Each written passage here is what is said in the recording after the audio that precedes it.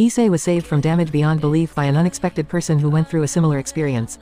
How far will Issei rise to reach out to her and save her from a lonely fate? Will he be the one to melt her heart of ice? Let's start the show. Talking and thoughts. Flashback, memories and writing. Single quote dot. D-Drake talking. Single quote ellipsis dot single quote. D-Drake's thoughts. Boosted gear mentions and actions. The beat of the rain could be heard pelting on the windows whilst violent winds swept through the streets on a depressive night in Kuo when Issei slowly awoke from his forced slumber. Issei was in this predicament because he, together with Rias and the rest of her peerage, was utterly demolished by Razor Phoenix. Together they managed to defeat every piece with the exception of Razor, which was already far more than was expected from the inexperienced king's peerage. When Issei was defeated and Razor wanted to close his eyes permanently, Rias gave up with tears in her eyes as she knew it was now all over.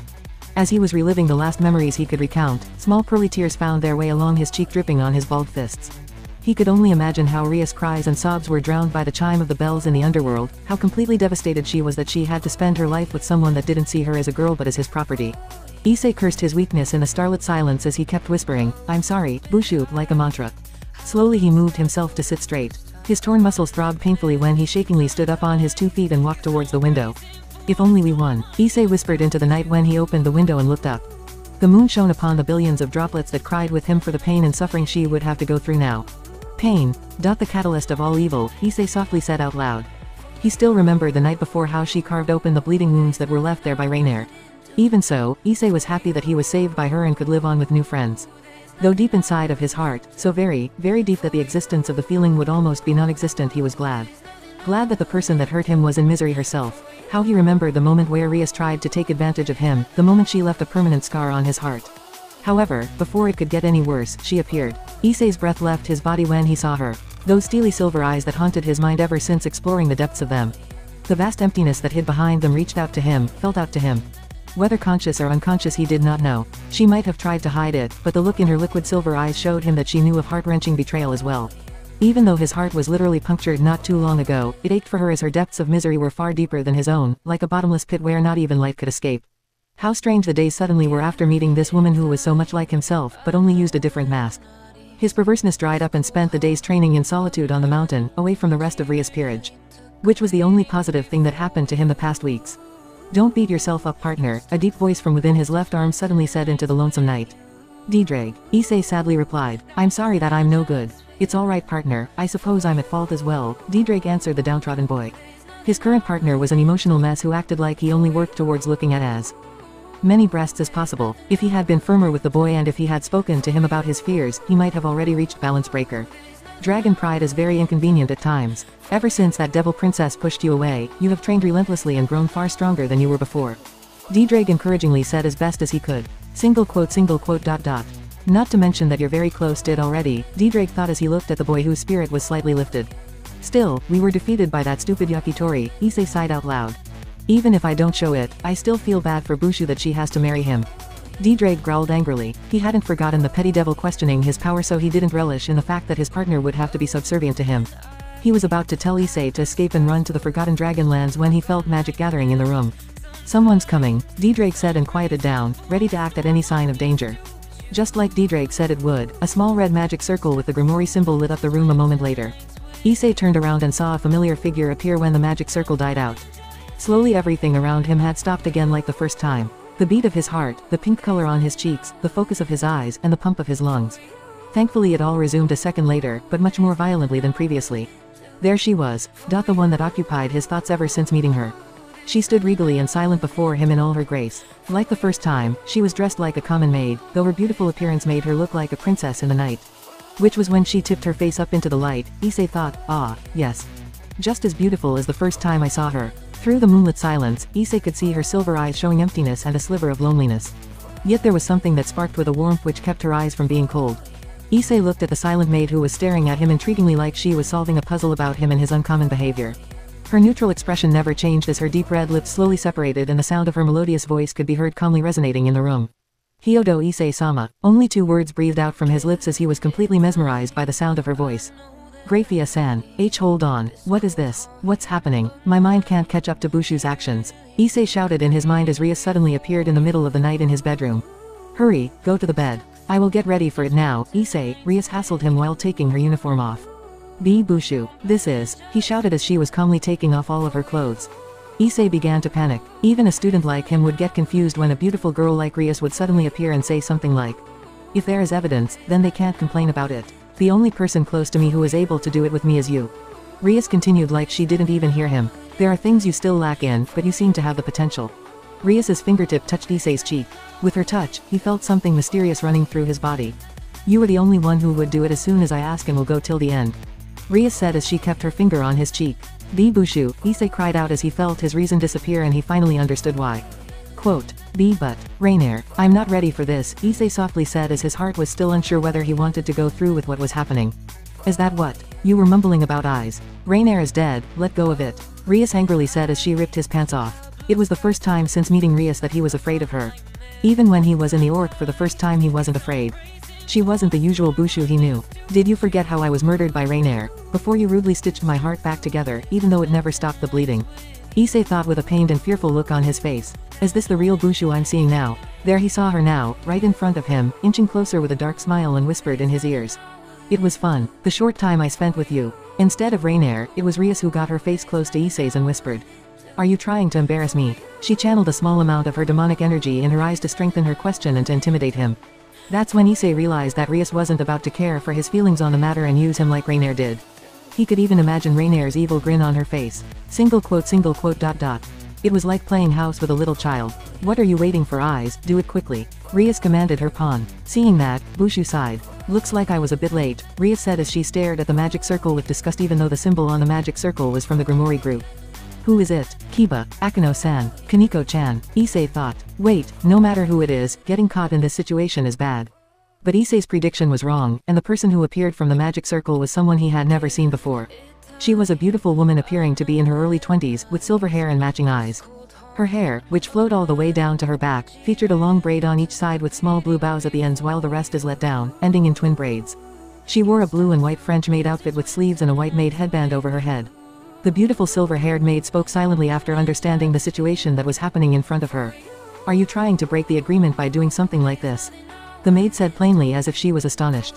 Bushu twitched her eyebrows hearing that. "If I don't go this far, both Otu-sama and Oni-sama won't listen to me, right?" she inquired. "Both Searzak-sama and the master will become sad after they find out that you tried to give your purity to some lowly person like this." The maid calmly replied as she began to collect Ria's clothing. "Master, Searzak-sama, who is it?" From what Bushu said, is it her father and her brother? So Bushu has a brother. Issei thought as he began to calm down from her forceful actions. "But lowly, she's talking about me, right? My purity is mine only. What's wrong with giving it to someone whom I acknowledge? Also, don't call my cute servant lowly. Even if it's you, I won't forgive you, grayfia," Rias angrily said to the stoic maid. The woman called grayfia picked up Rias's bra. "Anyway, you are the next heiress of the house of Grimoire, so please don't show your skin to a man recklessly. Even more so if you are in the middle of this situation," grayfia said. The woman looked at me. She then bowed her head down. "How do you do? I'm a maid that serves the house of Grimoire. My name is Grayfia. Pleased to make your acquaintance." The elixir of life within Issei began to flow slower and slower when his body acknowledged his unspoken command to focus each and every resource on the unparalleled beauty in front of him. He looked at her walking towards him and realized that somehow the rest of the world seemed to vanish before his eyes. The woman stopped in front of the staring Issei and looked at him, patiently waiting for an answer. Issei, however, said nothing. His eyes were completely captivated, enthralled and bewitched by her appearance as her silver eyes captured his soul with her gaze. Beautiful snow-white skin like it was frozen in time as her silver pearls slowly grew confused at his silence. But what hit Issei the most was the loneliness that hid behind them. Rias, who had enough of her pawn's constant disobedience, made it known that his intimate gaze was unwelcome. Pinch, and the magic was broken. After having stopped her lecherous pawn, Rias asked, "Grayfia, did you come here of your own accord? Or because the household sent you? Or is it Oni-sama?" "All of them," Grayfia replied. "Is that so? You, who is brother's queen, came to the human world personally. So it can only be one thing." "I understand," Bushu said and picked her clothes up. She puts her arm through her clothes. "I'm sorry, eyes, let's make it so that the thing from earlier never happened. I wasn't thinking straight either. Let's forget about today's incident," Rias said. "Ah, so it's over then. Well, I don't know what's going on either, but I know that I'm happy it is." Issei thought as the stress and fear left his body. "Eyes, wait, is this person?" Grayfia said. Grayfia-san looked at me with a shocked expression. I never expected a woman like her to be this shocked. Issei thought. "Yes, Hyodo Issei, my pawn, the user of the boosted gear," Rias proudly said. "Boosted gear, the one possessed by the Emperor of Dragons," the maid muttered out loud. "What is it?" Issei said suddenly as Grayfia started to look at him as if she's looking at something extraordinary. Grayfia, let's go back to my room. I will listen to what you have to say over there. Akeno can also attend, right? Rias said in between. The Priestess of Thunder. I don't mind. It's a must for high-class devils to have their queen by their side all the time. Very well, eyes, Rias said to get his undivided attention. She walked towards him and pressed her lips on his cheeks for a few seconds. Please forgive me for today with this. I troubled you a lot. Let's meet again in the clubroom tomorrow. Rias continued and stepped back. She gave a final farewell and disappeared in the magic circle together with grayfia. Issei was the only one left in the room now, standing there while touching the cheek where he was kissed. The small smile and fake attitude he wore like a mask came crumbling down with their departure. Issei slowly collapsed on the ground as he gripped his throbbing heart. Why couldn't you just ask me? He thought. The adoration and trust Issei had for Rias were broken beyond recognition as she managed to slowly shred his throbbing heart once more. Even as a no-good pervert I let myself get hurt, Issei said as his shaking form lied on the ground. Ah, he groaned when he lifted himself up. I can't believe I couldn't do anything to stop her. Issei thought as he remembered her manipulating his mind. Why would you step on a scarred heart, Bushu? In that moment, Issei promised himself to never feel so helpless again. The breath Issei didn't need to take was caught in his dry throat after softly uttering her name. Grayfia-san, who had no time to spare, took out a single paper. There was a magic circle written on it. This magic circle allows you to teleport to the hall of the engagement party of the House of Grimoire and House of Phoenix. She said and handed Issei the paper. Why is she giving me this? Issei thought as he recognized the Grimoire seal. I have a message from Searzak-sama for you. Grayfia continued, taking Issei out of his thoughts. She paused for a second and then spoke with a serious expression. If you want to save my sister, barge into the hall. That's what he said. There is also another magic circle on the back of the paper. Please use it when you take back Ojo-sama. I am definitely sure that it will be useful to you. Grayfia said before she finished her explanation. Issei didn't know how to respond. Grayfia then stood up and tried to leave his room. No, he suddenly whispered, halting Grayfia in her step.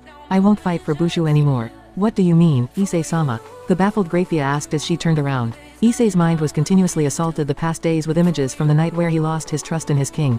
A voice no one had ever heard Issei use, a voice filled with hate said, you saw it yourself, what happened that night. She does not care about how I felt then, so why should I care now? Grayfia could see the signs of conflict behind his doubtful eyes and decided to tell him a story she had kept to herself for a long, long time. Issei-sama, please listen closely, Grayfia calmly said and began to speak. Hundreds of years ago, during the war there were two devil factions. The faction of the current government and the Old Mao faction. I fought and bled for my faction, the Old Mao faction, and continued to do so till I fought a certain man. We battled countless of times and slowly I fell in love with him. His sweet words convinced me to defect from my faction and follow him into battle. Through my image of him, I didn't see the lies behind those same sweet words. So the second I stepped into their camp one was imprisoned and killed before being reincarnated by the same man. I've lived in solitude for a century, closing my heart for all affairs of love and attachment out of fear. Even though he begged for my forgiveness I can't and I will never forgive him. I've encased my heart in ice to forget the pain I went through those days, Grayfia continued softly, before shaking her head. What I mean to say is, don't make the same mistake as I made. You are still young, you will find love again. Don't stare blindly on Rias Ojo. Issei was quietly working over the story in his mind, till he spoke a few minutes later. Why didn't you rebel after he did this? Issei asked. Because I would be hunted and killed like any other stray devil. Grayfia solemnly answered. You would still have had your revenge, Issei insisted quite firmly. I'm afraid that it isn't as simple in my case. Grayfia calmly explained. You see, my family has always served those carrying the Lucifer name. My ancestors would disgrace me if I would harm my master. Not like they haven't already disgraced me after abandoning the original Mao Lucifer, she continued in her thoughts. Grayfia was about to walk away, confident that her story convinced him to fight, but stopped when she heard his voice again. I was killed by my first girlfriend, Issei suddenly said. I truly believed she loved me, but instead she punctured my heart till Rias rudely put it back together. Issei's voice was filled with unshed emotions as he continued. I'm afraid of growing closer to another girl and see the same thing happen over and over again. So I act like a pervert without equal, knowing that no girl will wish to come near me. Grayfia was calmly listening to Issei opening up to her and she could feel the same emotions in his voice as she held in her heart. After careful deliberation, she walked towards Issei and stretched out her arms like a mother would do. Issei however saw her movement not like that. No, he silently whispered as he tried to step back, but Grayfia wouldn't have any of it and pulled him close into her. Warm embrace. Underneath her ice-cold appearance, there was a certain caring warmth she provided him with. Issei, who wasn't used to this, began to shake in her arms, expecting a vicious strike or remark at any moment. As he closed his eyes in preparation, he could feel dark emotions well up in his heart and mind, before a whisper he once heard was whispered like a tease in his ears. Will you die for me? He was ready to push Grayfia away at that moment, but when he opened his eyes he didn't find himself in his room. There was only darkness around him and a figure he never wanted to see again. Feathered wings as black as the abyss spread on the back of the girl that started everything. Her evil grin and dark glare were still fresh in his mind, her sweet but dark voice still lingered in his ears. Words that he once longed to hear from her were now nothing but poison to his mind. Issei-kun, did you really think that death would stop me from killing you? Rainier said with an evil glint in her eyes as she flew up high and materialized a spear of light in her hand. Issei's body was frozen to the ground, petrified as his eyes could only focus on the familiar spear of light that ended his life once before. With a dark glare, she hurled the javelin of light towards his heart, but when it was about to penetrate his shivering form it disintegrated into particles of light. The shivering Issei, who expected his life to end in fear, suddenly heard a loud thud not far in front of him. What do you think you're doing, you brat? He heard Rainier shout angrily. When Issei tentatively opened his eyes, he too was surprised to see Rainier flat on the ground with frozen wings. Issei was about to deny his involvement till a massive demonic aura behind him made its presence known. I did that, a silent but distinctive female voice said. Let me go, you ba, Rainier began to shout, till her eyes grew fearful from the appearance of the new figure. A woman with glowing silver eyes, silver hair and an angered expression on her face. How appropriate for her nickname to be the Silver Queen of Annihilation. I will not allow you to torment him any longer, fallen angel. Perish, grayfia said as her eyes flashed silver once more. Forever trapped in a fearful expression, Rainier was instantly frozen with the light still lingering in her eyes to remain there till the end of time, as a reminder of her own mistakes. It's time to wake up now, Issei-sama, grayfia said as she powered down, but Issei didn't do anything. He was completely captivated by her, how she saved him from his own darkness. Wake up, Issei-sama, grayfia whispered once more when she embraced him in the darkness. Thank you, he silently whispered and found himself back in his room, still in the arms of the beautiful maid. I'm still alive, Issei thought and looked in her silver eyes before he broke down. He gripped her shoulders tight and pressed his face into her chest. Though she was slightly surprised at his forwardness, grayfia said nothing and allowed him to release his grief. It's alright, Issei-sama, she continued calmly as she pet the sobbing Issei. If you release your emotions now you will feel much better. Internally Issei was struggling with what was happening as the woman he had buried his face in was breaking through all his mental barriers he held up for so long. What are you doing, what do you want from me? Issei asked as he lifted his face up to look into her eyes. Her eyes showed a small flash of surprise before they showed pain and loneliness and closed them. I always told myself that if I met someone that went through the same pain and suffering I went through, I would do my best to support him or her, grayfia said honestly. In Issei's delirious mind, something greater than fear overwhelmed him and much to his own surprise he pulled her in closer. Thank you grayfia-san, he said full with emotion. Grayfia, though touched by his heartfelt thanks, kept her emotionless look on her face. Nay, grayfia-san, Issei asked. What is it, Issei-sama? She calmly replied before she was utterly surprised by his question. Was there no one you could confide in with your problems? He asked. Grayfia's breath began to grow erratically and her eyes widened in fear as she was reminded of her own past.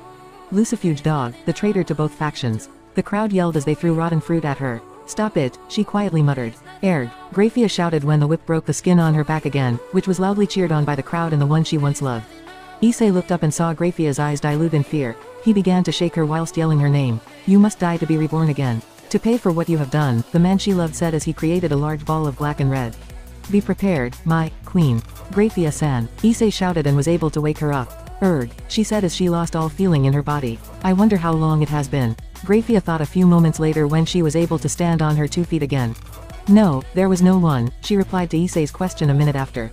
Are you alright now, grayfia-san? Issei worriedly replied. Yes, I just reminded myself that some beings are inherently evil. She tiredly replied. Issei could only silently agree with her comment and held her. You were lucky, Issei-sama. Your friends all care for you, even Rias. Though right now, she cares more about not marrying Razor-sama than your feelings, grayfia said with a small amount of jealousy in her voice. Aren't there any people that have genuine feelings for you? Issei asked curiously. I'm afraid it's a bit more complicated, grayfia replied with a soft voice. Many tried to gain my affection after the war, even my traitorous master. All of them were powerful and influential pure-blooded devils. But when I wouldn't willingly give them my heart they stopped approaching me. I wouldn't stop. I would never stop, Issei suddenly said with a surprising amount of confidence. Issei-sama, grayfia asked with confusion in her voice. How do I reach you? How can I take you away from where you are? Issei asked completely serious, even though grayfia was impressed and surprised at his resolve. Her heart did not swoon or beat louder at the possible empty promise. You intend to fight Mao Searzax for my hand? Grayfia asked to be certain and saw him nod fearlessly. After carefully deliberating certain facts about the boy, she came to an answer. Alright, Issei-san, is it alright for me to call you that? Grayfia asked and received a nod. In the summer vacation, Ojo-sama is expected to return to the Grimoire Castle. You will have to visit the old library in Lucifod, there you will find your answer. Issei's eyes burned with motivation when he let go of her. Are you alright now, Issei-san? Grayfia asked as she prepared a magic circle to return back to Castle Grimoire, far later than expected. I feel much better, Issei said with a true smile. His heart felt much lighter. Grayfia gave him a curt smile and flared her power to teleport away. One more thing, Issei-san, she said. If you don't win the match, you won't ever be able to reach me, and flashed away. Issei was left alone in my room. There was no need to think about anything because his heart felt so light. Now, the only thing left is, Issei said and closed his eyes, ready to talk to his heart. Come out if you can hear me, Deidre. I need to talk to you. Come out, he shouted. Shortly after Issei called out to him, a creepy laugh echoed within him. You finally found your resolve, haven't you, partner? The dragon said as he had followed their conversation. I have, Issei said with conviction, but I need more power. Ha ha ha, then I've got something for you. The dragon replied and gave Issei a solution. Issei teleported to an unfamiliar place with the magic circle grayfia-san gave him. I thought that I couldn't transport because I lack in demonic power, however it seems like it worked, possibly because this magic circle may be special. He thought as the symbol disappeared. He looked around the place where he appeared in. It was a very spacious corridor and on the wall were rows of candles that lined up till the end of the building. I don't have any time to waste here, Issei said as he walked towards the direction where he could hear noises. He was quickly met by a gigantic door that was opened. There were huge engravings on the door with some kind of mystical beasts. When he looked inside from the door, there were lots of devils who were dressed up and were having a good time. These kinds of things are similar to the high society parties of humans. Well, I had never been in one though, Issei imagined. Issei looked at the devils slowly to try and find some familiar faces. Suddenly a crimson color appeared in his vision. A woman who had her crimson hair tied up. She was wearing a red dress and matching shoes. Issei knew who it was with a single glance. Of course, that's because she was the person he was there for. Bucko, Issei loudly shouted through the large room. He had called out to Rias so loud that it echoed throughout the hall, gathering the attention of the devils around him. Rias also looked towards him. That moment, Issei didn't miss the glimpse of his Bushu who opened her eyes wide and shed a single drop of tear. She slowly moved her lips saying, eyes. To all the high-class devils here. And Bushu's brother, Mao-sama. My name is Hyodo Issei from Kuo Academy. I have arrived to take back Bushu, Rias Grimori-sama. Issei shouted to everyone in the hall. The hall becomes even noisier. Without caring about the two families, Issei walked towards Rias and Razor. Hey, you, do you know where this? A person who seemed to be a guard came to stop him. However, there are those who came in to stop the guards as well. Aiz-kun, leave this to us, a male voice shouted. It's Kiba who was wearing a white tuxedo. You were late, a small-build girl who was wearing a dress said. Era, so you finally showed up. Akano-san who was wearing an expensive-looking kimono said as well. All of them were stopping those who were trying to get in my way. Thank you, Issei said quietly and went towards Razor confidently. Bushu, no, Rias Grimori-sama belongs to us. Quote ellipsis exclamation mark single quote. Razor made a face that I can't explain with words. What's the meaning of this, Razor? Hey, Lady Rias, what's the meaning of this? Relatives and authorized people were making unsettled faces and they were panicking. It's an event that I organized. That moment, a man with crimson hair who was sitting at the far back walks towards us. It's the person who was drawn in the portrait at the corridor. He seemed to resemble Bushu, Issei thought. Oni-sama, Bushu called this man. Then this person is Mouseer's ex-Lucifer. Issei realized as anger spread through his body. I wanted to see the power of the dragon, so I asked Grayfia to bring him. Seer's ex explained to the two families. Seer's ex-sama, you can't do something irresponsible.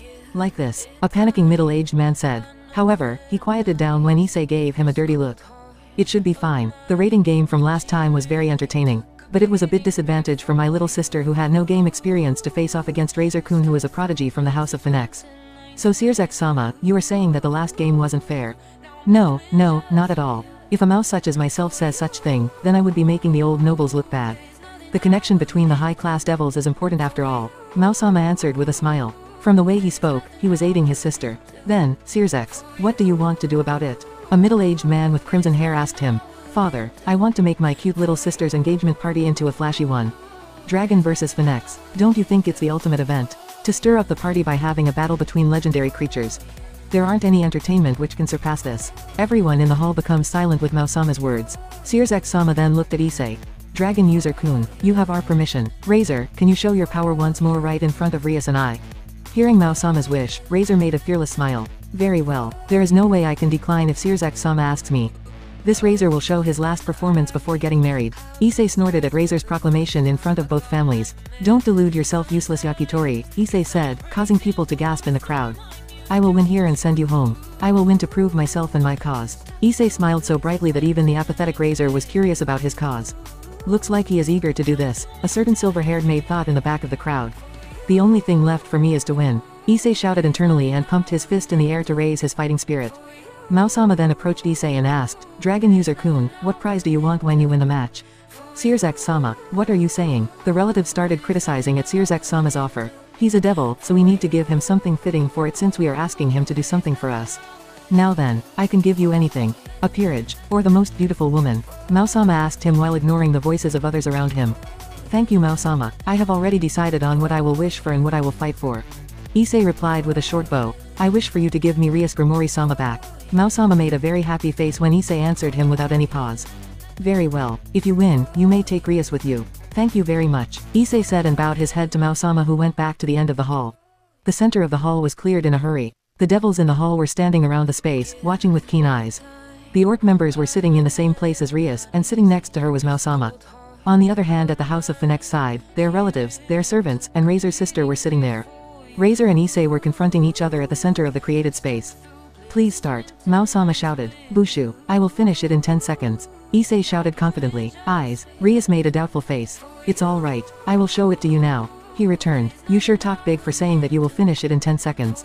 Then I will finish you off in 5 seconds. It won't be like last time, Rias pawn. Razor shouted cockily. Bushu, please allow me to use promotion here. Bushu nods at my request. Promotion, Queen, Issei shouted. Issei promoted to the ultimate piece and felt his power rise. I can feel the power that is coming from within me. The start of the battle will be the climax. Here's the next one. Let's go, Red Dragon Emperor. Let's go, my sacred gear. I don't have a talent for swords like Kiba. I'm not a genius like Akeno-san at using demonic power. I don't have a crazy strength like Kaneko-chan, nor do I have a healing power like Asia. Even still, I will become the strongest for my future wife.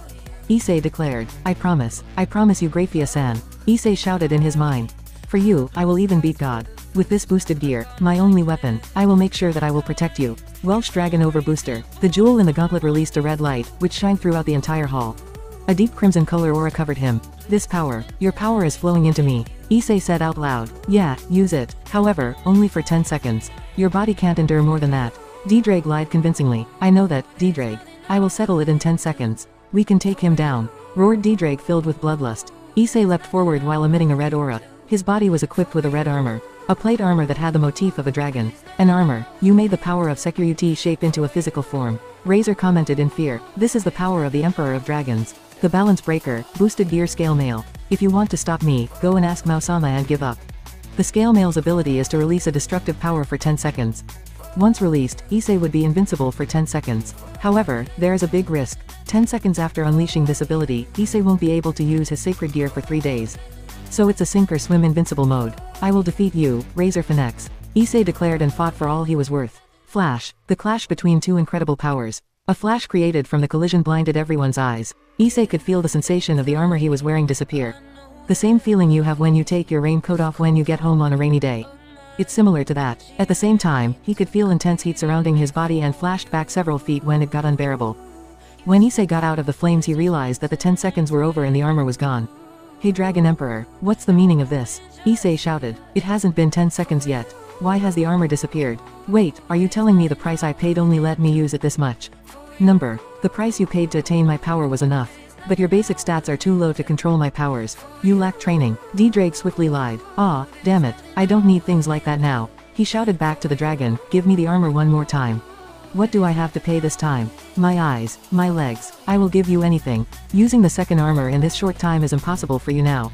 D-Drake replied calmly, just a little more. D-Drake anticipated, is that because I am weak? Fuck, why don't things go my way at crucial times? Issei cursed out loud and thought that all was lost. Grip. Issei was grabbed strongly by his collar by Razor who began to choke the life out of him. He put a disgusting smirk on his face when and applied more pressure to Issei's throat, which caused his face to turn blue. It's painful, Issei thought. I praise you for doing this well for a pawn. You really did well. To be honest, I didn't expect you to do this well. The power of the dragon user, I was able to taste that with my own body. If you had a year, no 6 months for you to get used to your dragon's power I would have lost. Razor said with a small flash of respect in his voice. As Issei looked at Razor he could see that his clothes and body were worn. Even for Razor who had a very high regeneration ability, the rate to heal the damage from draconic attacks was taking long. There's nothing you should feel ashamed about. I will train you after I become Rias Groom. You will become a strong devil. Razor declared. Shut up. I won't low. Issei began to shout but Razor kept adding more pressure on his throat. Just a bit more, D-Drake thought as he wished to be alive to rip this pity bird apart. Now, it's about time I put you to sleep. You will lose consciousness for a short while. By the time you wake up, the ceremony would have finished safely. You don't want to suffer any more than this, right? I'm not a sadist, so I will end this right away.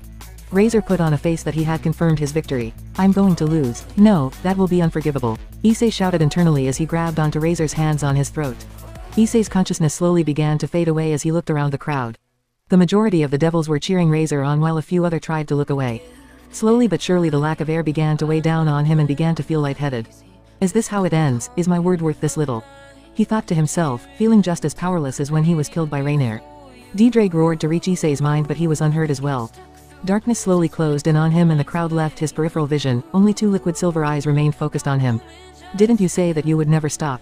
Issei saw her mouth to him. I did, he said to a confused Razor. Show me. In that moment, everything became clear to him. Like it was the first time that he could see, taste and smell. Foreign power filled his veins as he felt the pressure from Razor's hand lessen by the second. He closed his eyes and took a deep breath, relishing in the fact that this power would be enough to keep his promise. Awaken, Issei, D-Drake shouted in Issei's heart. I will, Issei roared and his eyes flashed open in a dazzling green. You did it, D-Drake roared happily. The Red Dragon Emperor has returned. His new feelings opened a door to the vast energy of D-Drake. Reddish-black energy suddenly surrounded Issei's body, which caused Razor's hand to burn severely before it disappeared just as fast. Arg, you low-class peas, Razor shouted but was harshly punched in the face, skidding him back several feet. Searsek-sama was very surprised at what he felt and saw, though he said nothing. Ajuka, you better have an explanation for this, he thought before he focused on the fight again. Calm down, partner. I don't know how, but you reached it, D-Drake proudly said as he tried to calm Issei down. Reached what? Issei said as he tried to calm down and catch his breath again. Balance breaker. Didn't you just say that I couldn't use it anymore? Issei replied tensely as Razor looked extremely mad. I had to force the scale mail. From now on, you are able to use it always, D-Drake said. Issei processed the information and took a deep breath before he summoned his boosted gear.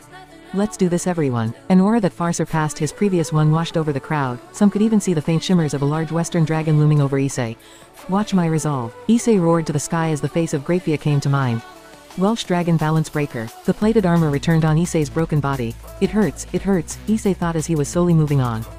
Adrenaline. Partner, we used the scale mail too much already. If you don't win quickly your body will sustain permanent damage, D-Drake answered my thoughts. If I can't handle a little pain then I don't deserve her, Issei answered. Ready yourself, you damn yakitori bastard. Issei roared angrily to Razor. He took a small object out of his pocket. When Issei aimed it at Razor, he started to panic and shouted, hold on. Do you even know what you are doing? This engagement is important and necessary for the future of devils. It's not something a devil brat like you can butt into. I don't know anything complicated. But there's something I want to see more of, and you're standing in the way of that. Issei shouted and emptied the liquid from the small object into the boosted gear. The boosted gear started to shimmer and shine fluorescently. I win, Issei shouted and punched Razor in his stomach. Bang, Issei's fist that had the effects of the holy water nailed deeply and accurately into his stomach. Gaha, Razor took a few steps backwards while coughing blood. For me to lose like this, he said and fell on the ground. He didn't stand up after that. Issei glanced at Razor who doesn't seem to show any movements and walked towards Rias. Then someone got in his way. It's Razor's sister. She glared at Issei silently and seemed like she wanted to complain. Issei pointed his boosted gear towards her and said, if you have a complaint, then come to me. I will take you on any time. And went past Razor's sister till he stood in front of Rias. Bushu, let's go home. Eyes. He then looked at the person next to Rias, a man resembling Rias quite a lot. I'm very sorry for my actions. But I will be taking Bushu with me. Bushu's father didn't say anything and closed his eyes. Mao-sama, who was supposed to be sitting next to him, wasn't there anymore. I wanted to thank him and I wanted to hurt him. I will, the next time I see him. Issei promised himself as he looked around the hall to find Grayfia. I guess Grayfia-san left as well. Issei dejectedly thought. At least I won. Though, when he turned around, Issei saw that Grayfia was still there waiting. She appeared to have a very small smile on her face before she quickly disappeared in a small red flash. Let's go home, Bushu, Issei said and took her hand. He walked outside onto the balcony and took out the magic circle that Grayfia gave him. I think she told me to use the magic circle on the other side of the teleporting one after I retrieved Bushu, Issei mumbled and turned the paper around. When he turned the paper around, there was a glow. Shine. What appeared from the magic circle was a four-legged beast with wings that I can't even tell whether it's a lion or an eagle. Griffin, someone in the hall said. So this guy is called a griffin. Issei thought, though he was slightly intimidated by the large creature. Is Grayfia-san telling me to escape from here by riding this? He mumbled quietly and sat on top of it together with Rias. When they were up in the sky, Issei took out the paper again as he felt it slightly chilling his pocket. He looked at it and saw that something else became visible on the paper. It was a simple but powerful sentence. Aim for the top if you wish to reach me, Issei read before the paper dematerialized in thousands of snowflakes. From down on the ground, Grayfia could spot Issei's bright smile and internally was glad that he won. Anything on your mind, Grayfia? It's been a long time since you've looked this happy, Searsek said from beside her, glad as well as his beloved sister was saved from the Phoenix. Nothing, Mao-sama, she replied and returned back to her stoic look and behavior before excusing herself to return to her duties. On top of the flying griffin, Rias was trying to thank her only pawn for saving her. Eyes, is there anything you want for saving me? She asked with lidded eyes. Issei thought as he closed his eyes. Aim for the top if you wish to reach me. There is something I want. He said quietly, I want more training. Rias, who expected something more along the lines of her virginity, didn't expect her favorite pawn to say that. Don't you want something else, like my virginity or my first kiss? She hopefully asked. No, Bushu, Issei answered with a shake of his head. I need to get stronger to reach someone, to be worthy of that person. I guess so, Rias dejectedly answered. Let's go home, and remain silent till they return to the ORC. The chapter is finally finished. So let me know what you think. I usually don't ask this but follow, favorite and most importantly review. I'm really dying to know what you think. There was a lot of canon, very similar to the lane but it had to. In the future it will all be OC stuff like I usually write. Did you guys like the scenes with grayfia? Did it touch your heart? Let me know. I'm out. Next chapter, Turning My Life Around. CH1 of 6 next. Chapter 2, Turning My Life Around. Welcome to the second chapter of The Road to a Silver Queen's Heart. Thank you everyone for the kind reviews, it gives me, as an author, a tremendous boost to keep writing. It really is. We had a little over 100 followers after 2 days, that's really amazing, so thank you guys. One of the reviews was quite interesting. Unfortunately, this person is a guest so I couldn't reply. I will answer one of his questions. Will this story be a harem? The short answer is no. The long answer is pretty much so. Now, for some real information. I will be cramming out the first 5 chapters or more as fast as possible, to give the story a boost. Ooh, I'm so clever, using boost like that. I have a poll on my profile, which I'd like you all to vote on, yes, or, no, to the question whether there should be anyone besides grayfia. If, yes, is voted, I will include someone. Of course, this person will have a similar background as grayfia and won't just be added because of a pretty face. The person I'm talking about will be introduced this chapter. Just to ask you guys, read this chapter first before you vote. The poll will be closed after chapter 4. Have fun, speaking, flashbacks and thoughts, single quote dot. D-Drake speaking out loud, single quote ellipsis dot single quote.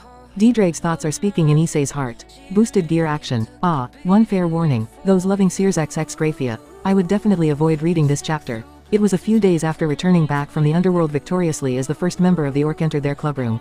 Calmly she opened the window, sticking her head outside to make her long red hair wave with the wind. This morning she woke up in her queen's shrine after unsuccessfully moving in with Issei and she didn't want to be alone. Yes, after returning to Kuo on the Griffin, Issei quickly left to go home, even before she could mention living with him. However, an hour later when she stood in his door opening with 2 large suitcases, saying she was going to move in with him, Issei calmly denied her request, mentioning that his small home wasn't suitable for a princess. Rias couldn't convince Asia or his parents either, as Mr. and Mrs. Hyodo were both not home, and Asia wasn't blind to Issei's reasoning as she too was listening to what was happening, that night in Issei's room. Having never been denied anything, she sadly gave up and went to Akano to be comforted. Meanwhile, as she was contemplating what had happened, Rias had undressed and stepped in the shower, pressing her forehead onto the tiles. Eyes, Rias quietly muttered as her tears were beginning to mix with the water. The ethos in the ORC has slowly changed since her pawn spent less and less time with her and her peerage, at least to her knowledge. What she did not know was that Issei was actually improving the relationships he had with the other members. In Kiba, he found a good friend. Though Kiba was a bit taken aback by his sudden approach, he was more than happy to jog with him in the morning and pretty soon saw Issei as a valuable friend as well. It took Issei a full 3 days to convince Kaneko to say more than just threatening words to him before she finally agreed to have lunch with him. At first, she didn't believe in his sudden change from pervert to a loner, but during their lunch together she saw the same pain in his eyes as the betrayal of her sister left with her, thus deciding to give him a fair chance at being friends. Asia's relationship with Issei hadn't changed much. They were still very close and they still slept together. Though he is saving his heart for someone else, a small part of him does love Asia and he won't give that up.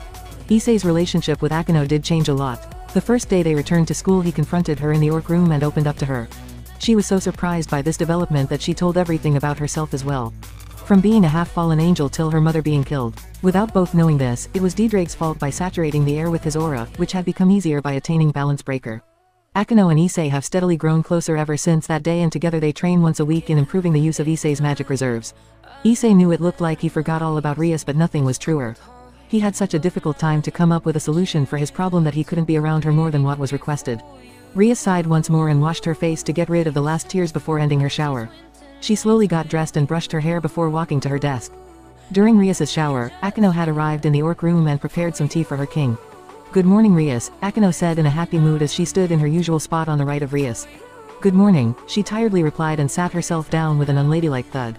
"Urara Rias, is something wrong?" Akano asked as Rias was tapping her fingers on her cheek and sighing all the time. Its eyes. His attitude towards me has changed so much since he fought Razor, she answered with a depressed tone.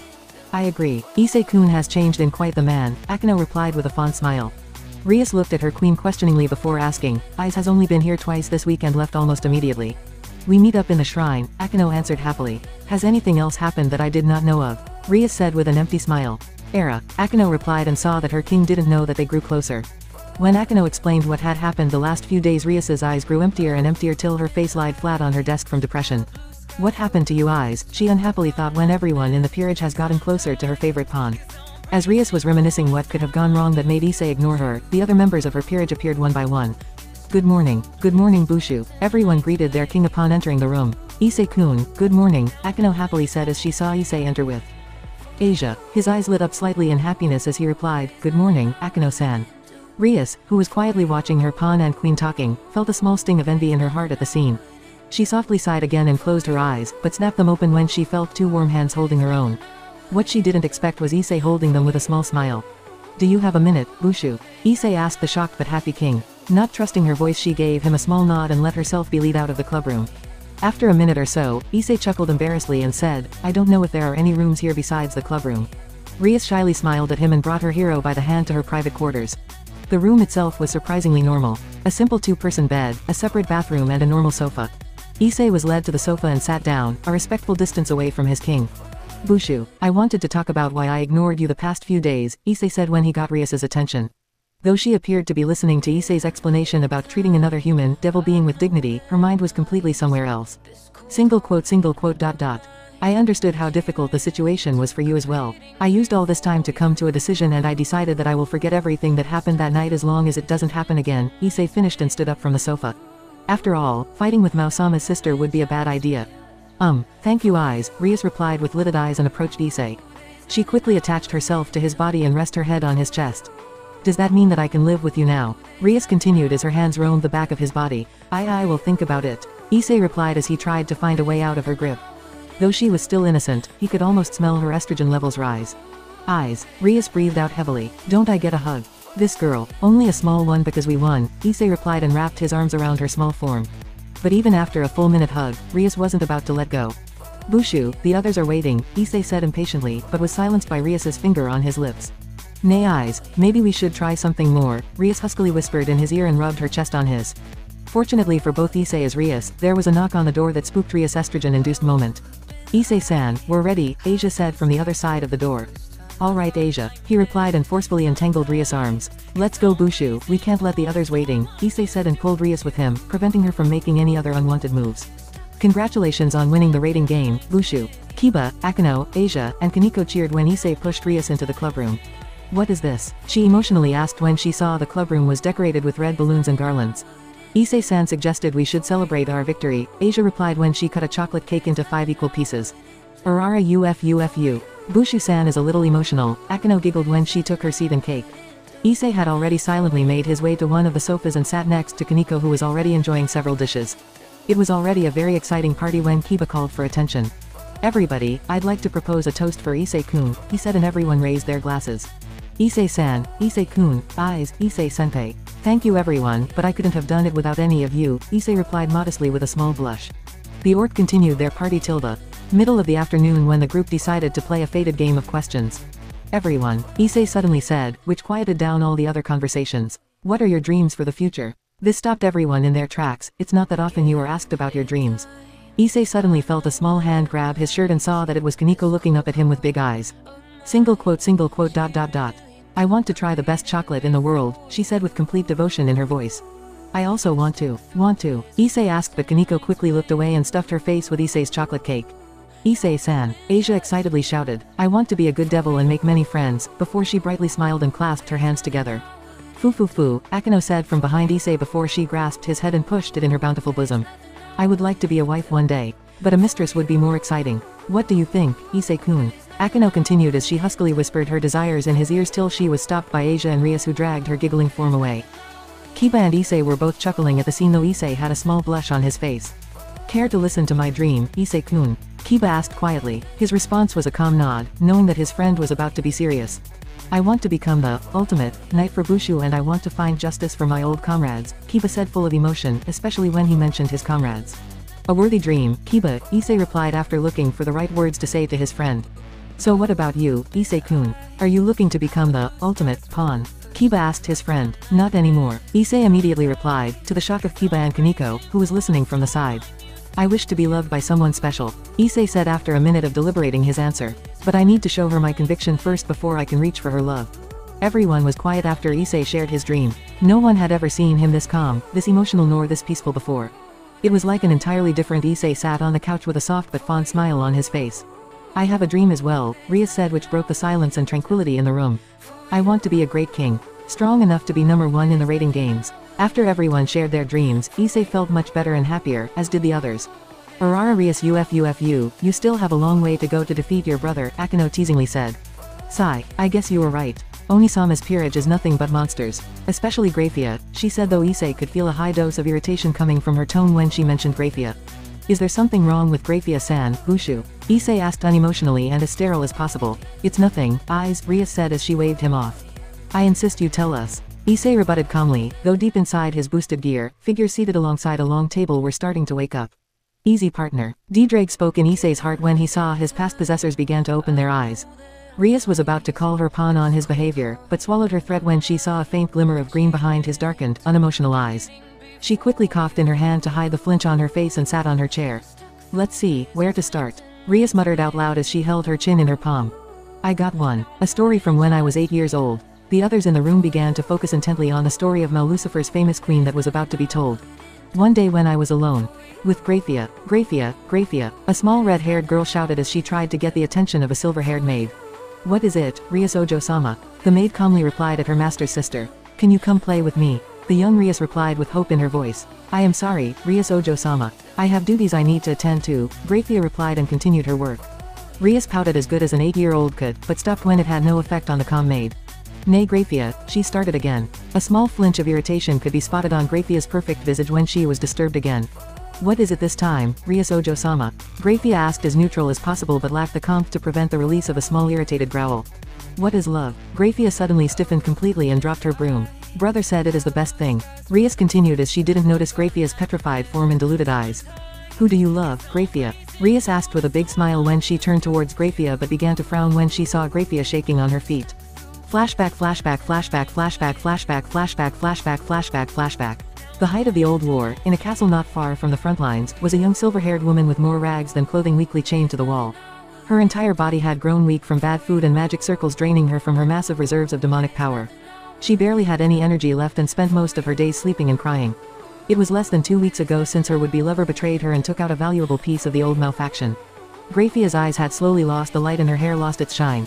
Even her slim appearance had gotten disgustingly thin. Her hollow cheeks reflected how she felt and looked. Empty and ugly. After fighting for her life after Searsex's betrayal and was thrown in the prison cell, she didn't receive any new clothes nor was given the opportunity to shower. Ironically, she questioned herself, when will this hell finally end? However, what she did not know was that hell was about to become even worse. Soft voices from the distance came closer to her cell and turned into loud shouts from at least 2 persons. We need to know it now, we can end the war tonight if we find their location. I got this, Ajuka. Leave it to me. Grayfia's eyes flashed open when she heard his voice. Clonk. A loud noise came from her door, indicating the large lock had been opened. With a loud pop, her creaking cell door opened and 2 men walked inside. However, Grayfia only had eyes for the one of the 2 men. Searsex. I got it from here, Doc, he said and walked closer to Grayfia who glared at him with murder in her eyes. How are you enjoying your new home, dear? Searsex asked with a teasing glint in his eyes. I'm not your dear, Grayfia replied as she tried to will him into nothingness. Well, even though I would love to continue this useless banter, I'm a little pressed for time. Searsex said and stated his reason for coming. We believe you have the location of Risevam, so we hope you are in a sharing mood today. Searsex was surprised to see her lips move and got closer to Grayfia. Grayfia began. Searsex came even closer and waited impatiently for her answer. I don't know, and spit him in his face. Searsex glared at Grayfia and gave her a harsh backhand before he stood up and the spit slowly made its way down his cheek. I should have seen this coming, Searsex said before he evaporated the string of spit on his face with his power of destruction. Grayfia, who was knocked to the other side of the room, began to shake when she heard Searsex telling the doctor to prepare something. I would have loved to play more with you, but the clock is ticking. This toxic should do the trick, Searsex informed Grayfia and picked her up by the throat. Grayfia began to flail wildly as best as she could in her weakened condition when the doctor came closer with a syringe that held a disturbing purple liquid. Searsex grabbed one of her arms tight to give the doctor a good vein. Fear grabbed her by the heart when she saw the doctor slowly but steadily emptying the syringe in her bloodstream. She felt completely powerless as she looked petrified at the scene. The first symptom of lightheadedness assaulted her almost immediately as she fell forward in her seated position, but was stopped from falling on her face by the chain around her neck. To make it even worse, Issei softly grabbed her by the chin and began whispering to her in the tone she used to love. "This is a toxic, there is no escape. It is a poison running through your veins." Grayfia tried to shake her head to lose his hands from her body, but he wouldn't budge.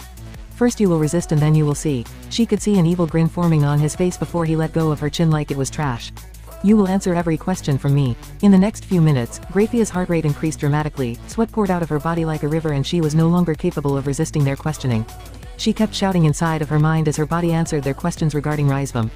They made her willingly endanger her own family. And thanks to this information, they took her away. Her dear mother. After Issei and the doctor left, the pain of the toxic began to assault her mind. She wasn't able to scream or shout, she could only silently endure the pain.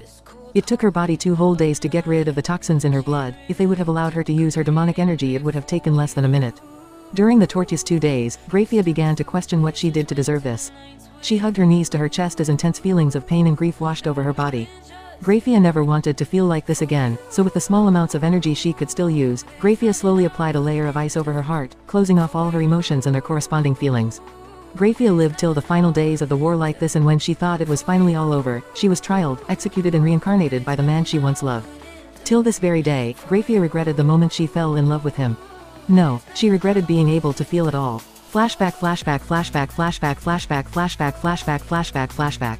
Grayfia, Ria said as she pulled on her maid dress. It's nothing, Ojo-sama, Grayfia replied incoherently as her irregular heartbeat was taking her breath away. Why aren't you telling me about love? Ria squeaked back angrily. I believe you should ask your mother about the affairs of love. Grayfia replied with finality in her voice, threatening to turn uncivilized if she would push on. Moo, I'll tell Oni-sama, Rias replied with a red face and walked away while stamping her feet. When Grayfia was sure that Rias left the vicinity and no one else was nearby, she tiredly leaned herself on the wall before she fell on her knees. Sweat was gushing from her face and her deluded eyes could still visualize the horror she went through perfectly. Now, completely alone, she trusted herself enough to let loose the tears that once again found themselves in her liquid silver pools. She took care of me. Many times, but she would always act strangely if I wanted to know more about her life. Ria said and finished her small story. Her peerage, with the exception of Issei, was shocked that the ultimate queen was much like they were. They too were pained by that emotion. Kiba had his comrades taken away from him. Kaniko's sister left her after she went crazy. Akino's mother died and cursed her father for it. Asia was left at the church by her mother and was heartbroken when the church condemned her for using her gift.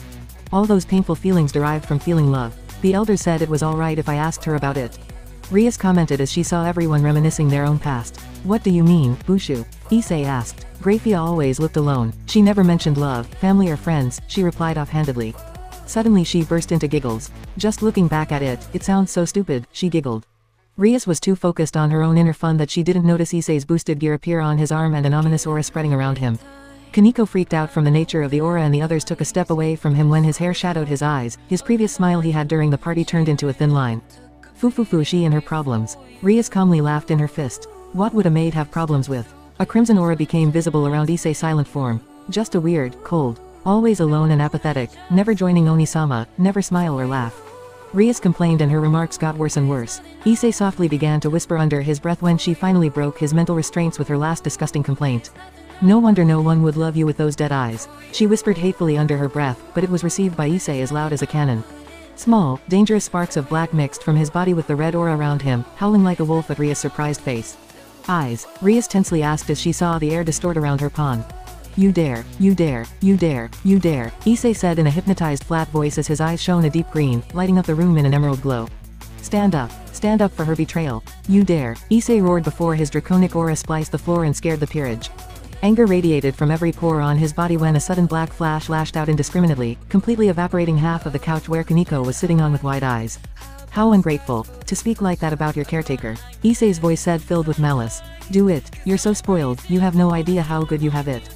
He continued and rage consumed his tear-filled eyes. Chant it with us. When you took me in I used to really respect you. But now I think you just need a good psychiatrist. Issei whispered loudly and harshly under his breath. Release your hatred. Issei slowly and silently walked towards the still and shaking form of his king, unleashing pressure of a near unattainable magnitude on her. I told you about this not even 5 hours ago. Have you been paying attention to my words or were you too busy with your own feelings again? Issei shouted as he stood over her. Do it for love. Grayfia may want love as ardently as anyone would, but because of people like you, she masks her soft heart behind a wall of ice. Issei whispered and grabbed her by her shoulder and pushed her in the wall. Awaken the dragon of domination. Issei grew angrier with every sentence he uttered to the terrified Rias. With every remark, Issei unconsciously added more pressure from his aura on Rias. Like a vast ocean of power flushed her away, she was dented into the wall, causing a spiderweb crack to form behind her spine on the wall. From outside the orc, students who were on their way home could see wild flashes of red and green behind the window. However, the situation was about to become too dangerous. Partner. D-Drake roared through the clubroom, shaking it with pure draconic power. For a split second, Issei had his mind cleared from all the hate he felt and saw Rias was about to pass out from the pressure his aura released. Issei released his grip on Rias as she slid down the wall. Terrified eyes looked up into his deeply angered and saddened brown eyes. He had no words of comfort for his king, as he believed she deserved everything he just said to her and simply shook his head and walked away looking at the floor. Everyone's eyes followed his form walking away to the door, opening it with a soft click before he stopped moving. Issei's deeply troubled and conflicted eyes locked onto Ria's quivering form and said one small sentences that broke her heart. Never forget. The only reason I saved you from Razor was because grayfia convinced me to, and slammed the door shut. The room was silent as everyone was catching their breath from Issei's aura disappearing from the room. What in the actual fuck just happened? Kiba wondered out loud as Asia, Akino and Rias were too distraught to talk and Kaneko was completely out of it as she kept staring at the same spot with deluded eyes. When Issei appeared outside, many people were standing there who just had seen the light show from the inside of the orc clubroom. Matsuda and Motohama spotted Issei and were about to confront him about the light show but felt a sudden well of fear capturing their body when Issei looked at them, unconsciously spreading a dark aura that could even be felt by normal people. Like Moses did with the ocean, the students all stood aside when Issei walked past them. Partner, calm down. D-Drake roared inside of Issei's heart. Sorry D-Drake, Issei replied. But I'm not in the mood. D-Drake decided to keep quiet. He walked through the school as everyone gave him a wide berth and walked to the roof. Laid himself down and rest a little. I shouldn't have done that, Issei whispered softly into the air. He had given it his all to forgive Rias for her transgression, but this time he couldn't forgive her for treating grayfia like that. Issei punched the concrete door and thought. Why do you have to be his damn sister, Bushu? As he was blaming his bad luck, another student made his way onto the roof. Oi Hyodo, Issei heard from behind. Issei was so surprised that he immediately summoned his boosted gear. The student took a few steps back at Issei's scary look, who quickly realized his mistake and chuckled embarrassedly. Sorry about that Saji, Issei said apologetically. Hyodo, you scared me apeshit, the now identified Saji said. I'm really sorry Saji, so what can I help you with? Issei asked as he stood up and brushed the dust from his jeans. There were some rumors that something happened in the ORC. Some of the kendo girls thought you tried to hypnotize the girls. Saji said with suspicion evident in his voice, Hyodo, don't tell me it's true. I will never forgive you if it is, and started to shake Issei's form. What would Kaichu say if she saw you bawling like this, Saji? Issei laughed, which got even louder when he began to shiver in fear. So Saiji, how are things between you and Kaichu? Issei asked his friend when he finally stopped shivering. Saji fell on his knees like a pudding and drew circles on the ground. I never get to have alone time with her, only when she teaches me something. This was interesting information to Issei, as one of his goals was to get smarter. Is Kaichu smart? He asked. Sniff, yes she gets the highest grades out of every student, Saji replied and brushed away his tears. Issei did like what he heard and unconsciously smiled. Alright Saji, bring me to her, Issei said and began to drag his friend with him. Huh, why Hyodo? Saji replied. I won't hand you Kaichu. She's mine. Yes, let's just go. Issei continued as Saji remained shouting the entire time. The dragon duo entered the student council room a few minutes later, after being called in by Sona. She was sitting in her usual seat behind her desk, enjoying a cup of tea as she was reading and writing in several documents. Behind her, Tsubaki was organizing the finished documents and put them in the cabinet alphabetically. Sona looked up from her documents before she continued reading. Detention again, Hyodo-kun. When she didn't receive an answer from the reincarnated devil she looked up and saw how agitated he looked. The green glim in his eyes was also something she didn't want to pursue. She took a small mouthful of tea and remained quiet. Hyodo-san, what can we as the student council do for you? Tsubaki calmly interjected, having also noticed his aggravation. Calm down partner, don't forget that it is you that needs something from the C3 devil, D-Drake calmly said in Issei's heart. For now he would be Issei's voice of reason. My request is for Kaichu only, Issei replied and received a cup of tea from Saji, who was in the back for a moment.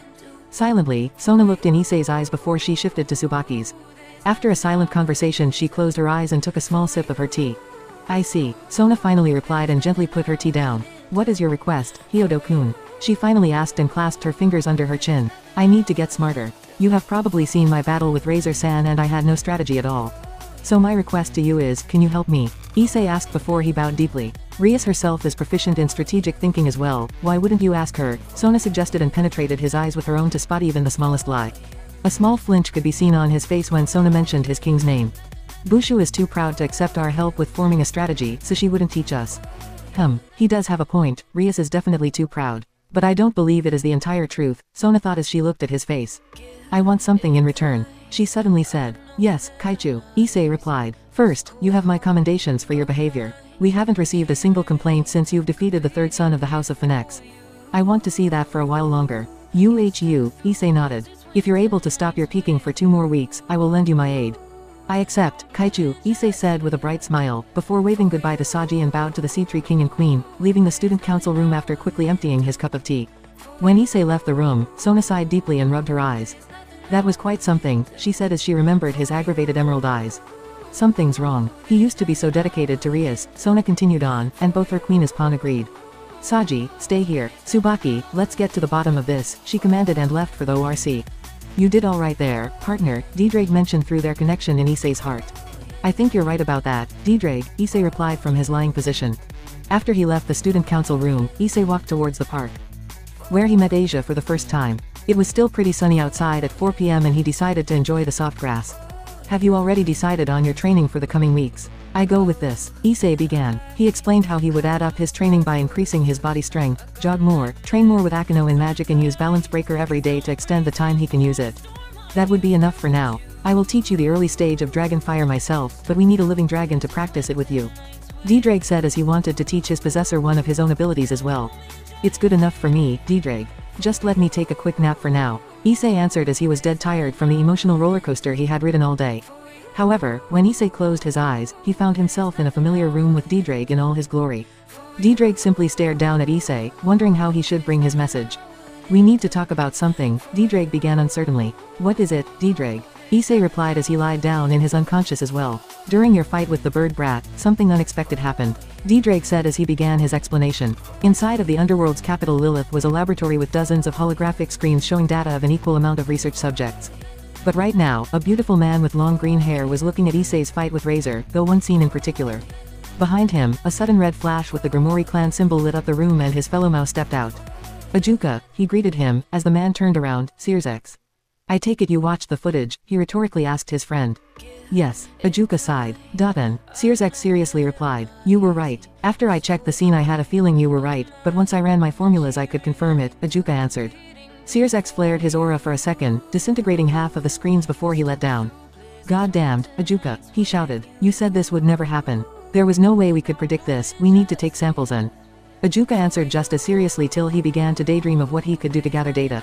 No, as long as he doesn't find out, we will keep this between us, Searsex said. I can't even imagine how much those old farts will complain when they find out. At least it brings some excitement to our lives, Ajuka replied and put the footage on the large holographic screen in front of them. Hyodo Issei, how exciting, Searsex thought as he looked at the footage of the reddish-black flash during the fight with Razor again. I don't know what is wrong with eyes, he suddenly went berserk, Ria said with tears dripping down her cheeks. Sona and Tsubaki found the distressed Grimoire peerage in a completely demolished clubroom. They saw how Kaneko sat silent, unmoving in her seat staring at the wall. Asia was trying to heal a sobbing Rias, Akeno was beginning to repair the room and Kiba was outside trying to keep other students away. Did he attack you? Did he go stray? Sona asked her fellow king. No, everything you see here was done by releasing his aura.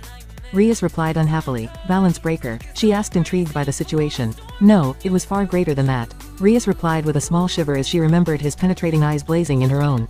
A small magic circle with the seed tree symbol suddenly appeared next to Sona's ear. Tu-san, she asked, not knowing why her father suddenly called. So-tan, a happy voice yelled excitedly. Oni-sama, it is me, everyone's favorite Mahu. Shoju, Livia-tan, both peerages could enjoy her excited but unnecessary introduction. Oni-sama, I'm busy right now, Sona coolly replied. What are you calling for? Sometimes I want to talk to my precious Imoudo too, Seraphol Leviathan replied exuberantly. Sona loudly sighed, easily growing tired of her sister's energetic behavior. We are kind of dealing with a situation right now. If you don't have anything important you're calling for I will hang up, she said. Let this Mahu Shoju deal with the problem twinkle, poof, Seraphol replied childishly. Rias, do you think something happened to Issei's dragon when you mentioned grayfia? Akeno asked, which was heard by Seraphol. Sona, what is this I hear about a dragon? Seraphol asked as the Mao she was. Sona gave her sister a quick summary of what Rias explained to her. I see, and this dragon is called Issei. Seraphol replied. I'm sorry Nei-sama, Hyodo Issei is this generation's security. Sona calmly said. Seraphol straightened herself in her seat and demanded a better explanation from Rias. The explanation was satisfactory to Serafal, till they explained that Issei's aura grew stronger than his balance breaker form. Did he begin to chant? Serafal shouted. No, Leviathan-sama, Akino said from the side. He said nothing besides everything he carried on his chest. Serafal mumbled something unheard under her breath.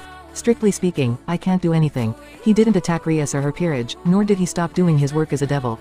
Serafal said to her sister. I have to go now. It looks like you are busy as well. I'll call you soon, Serafal said and broke the connection. In Serafal's bedroom, her happy voice was changed for a serious expression. Rias-san got lucky. Juggernaut Drive isn't a joke. Serafal mumbled. She walked to the windows overlooking the city of Lilith, which reminded her every day where she was fighting for. A rogue security would be a major problem for the devils. Serafal contemplated and came to a surprising solution. Let's see who this Issei is, she thought and teleported away to Earth. Get up, partner. You'll be too late to buy your groceries and those weighted clothes you saw, Drake said. Just let me get back to sleep. Issei said. He wasn't happy with the news Drake had given him. Not at all. He got up to make his way to the supermarket but was suddenly hit in the back. What in the? Issei said as he turned around, and was surprised to see a girl that looked like she came from an anime convention.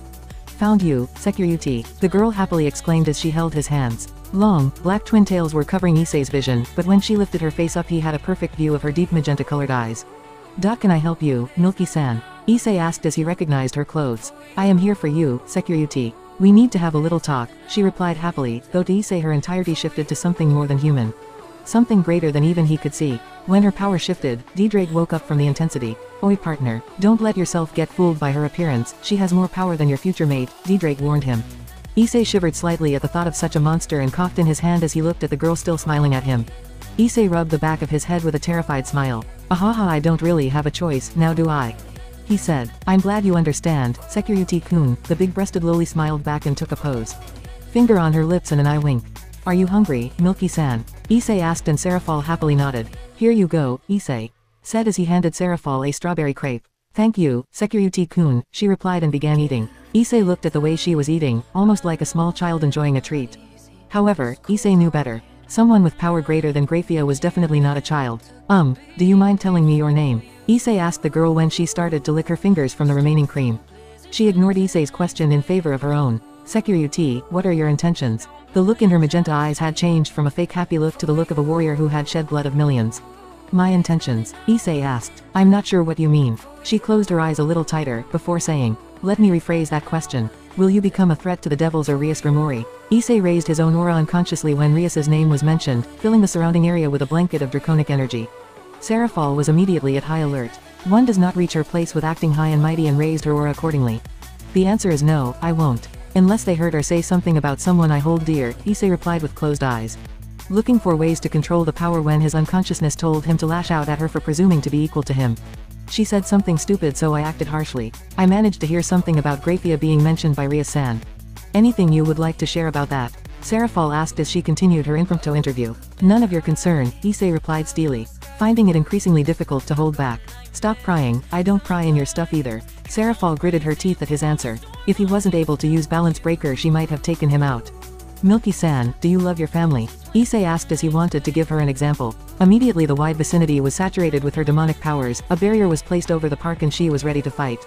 I do love them, are you threatening them? Calmly Issei waved his hand. No, not at all. Say, what would you do if a lifelong friend like Rias would suddenly talk very badly about them?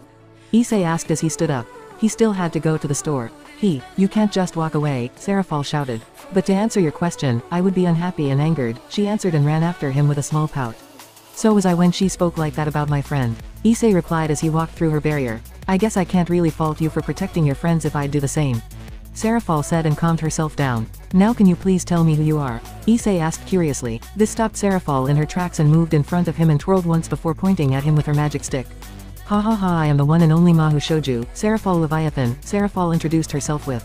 Like Mao Sear's Leviathan-sama? Issei asked apprehensively. Serafal slapped him on the head with her magic wand. It's Leviathan. I'm also just like Sear's-chan. Really? Issei suddenly asked. What is it? Serafal asked with a confused face. I don't believe you, he simply said to the strongest woman in hell. What? She suddenly exclaimed. Nothing, Serafal-san, Issei said. No, Sarah-tan. She pouted and twinkles came off of her magic stick. I'm not going to call you that, Issei said and stopped in his tracks. Serafal was so surprised that she walked right into him and fell. Who says no to a Mao? Serafal shouted from her position on the ground and pointed threateningly at him. Issei walked closer to Serafal and sat on one knee. Would you like that? Issei genuinely asked. She stopped pouting and looked at him doubtfully. But when Issei put his hands on her small shoulders, she suddenly squeaked. Serafal-san, Issei asked calmly, but she wouldn't look up in his eyes. Would you like that, always hearing what you want? This very same morning on the set of Miracle Leviathan, Serafal was quietly seated in her chair in the conference room as the director was sharing his vision on the coming episodes. I like the upcoming story arc, but who decided on adding the yokai? The director asked as he looked to his crew. The crew nervously shifted in their seats before looking at Serafal herself, still calmly seated in her chair, who said, I did.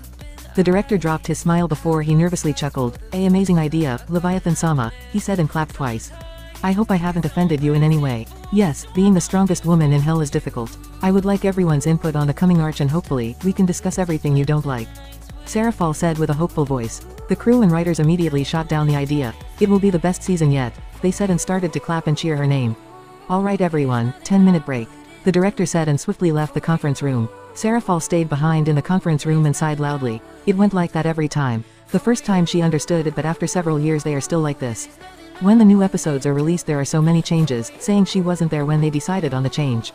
But today it was enough. She would find out why they were this afraid of her. Serafal finally mastered the ability to retract her natural power back inside of her body, but she could only do it for up to 5 minutes at a time. Silently she sneaked through the building like she used to do during the old war. The building wasn't much different from any other office as she found a few crew members drinking coffee in a small kitchen. Serafal pressed herself against the wall next to the door and listened. I don't think we can add yokai to the coming arc, one of the members said and the others agreed with him. This is interesting, Serafal thought. What's stopping you from sharing this in the meeting? One of the crew members asked. The crew member spit out his coffee in fright. Are you crazy? She'll kill me. I get what you mean, the crew heard from beside them. It was the director entering the kitchen from the other side. Director-san, they greeted. When she's in a meeting with us I always have the feeling like I'm walking on eggshells. The other nodded in confirmation. Leviathan-sama is really kind, but her demonic power, it's just huge and overwhelming. Serafal didn't need to hear more and walked away from the scene in sadness. Though if you were there, you could hear her softly muttering, I can't help that, and went back to the conference room. Flashback, flashback, flashback, flashback, flashback, flashback, flashback, flashback, flashback. In the impressive gardens behind Castle Citri in the underworld were two people training intensively, though for one of them her day was about to get worse. Smack was heard throughout the clearing. Not a second later, a small girl with long black hair fell onto her rear as small tears were gathering in her eyes from the stinging pain on her cheek. Serafal Citri, is everything we are doing here today a game to you? A member of the Citri clan said who was tasked with training her.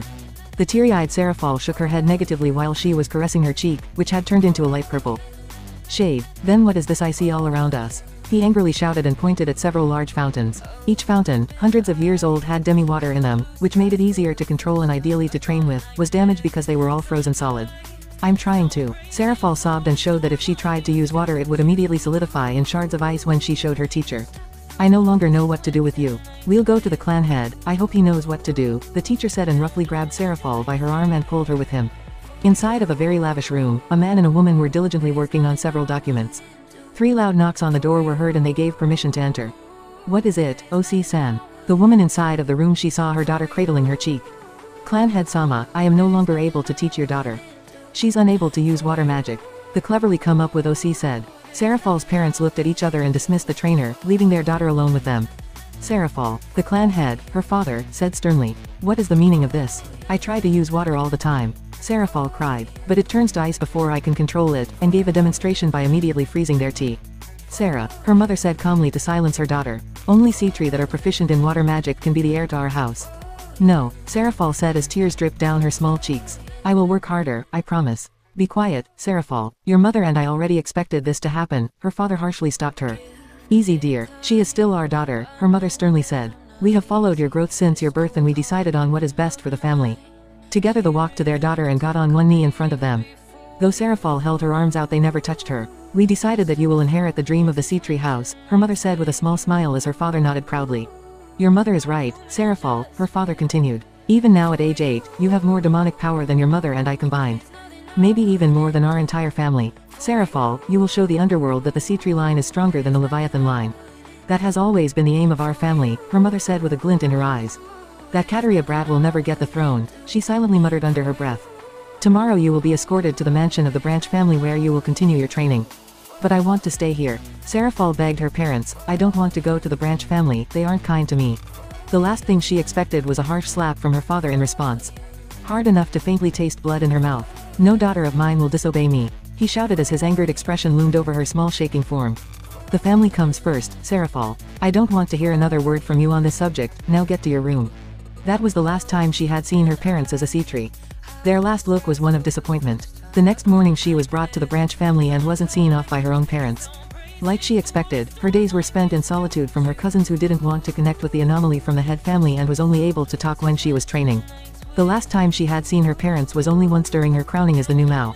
She had to hear from others she had a baby sister who was groomed to become the Citri heir and was duly told to not get too close to Serafal, though Serafal would never stop trying to get closer to her little sister. She just wanted to find someone who would love her in return.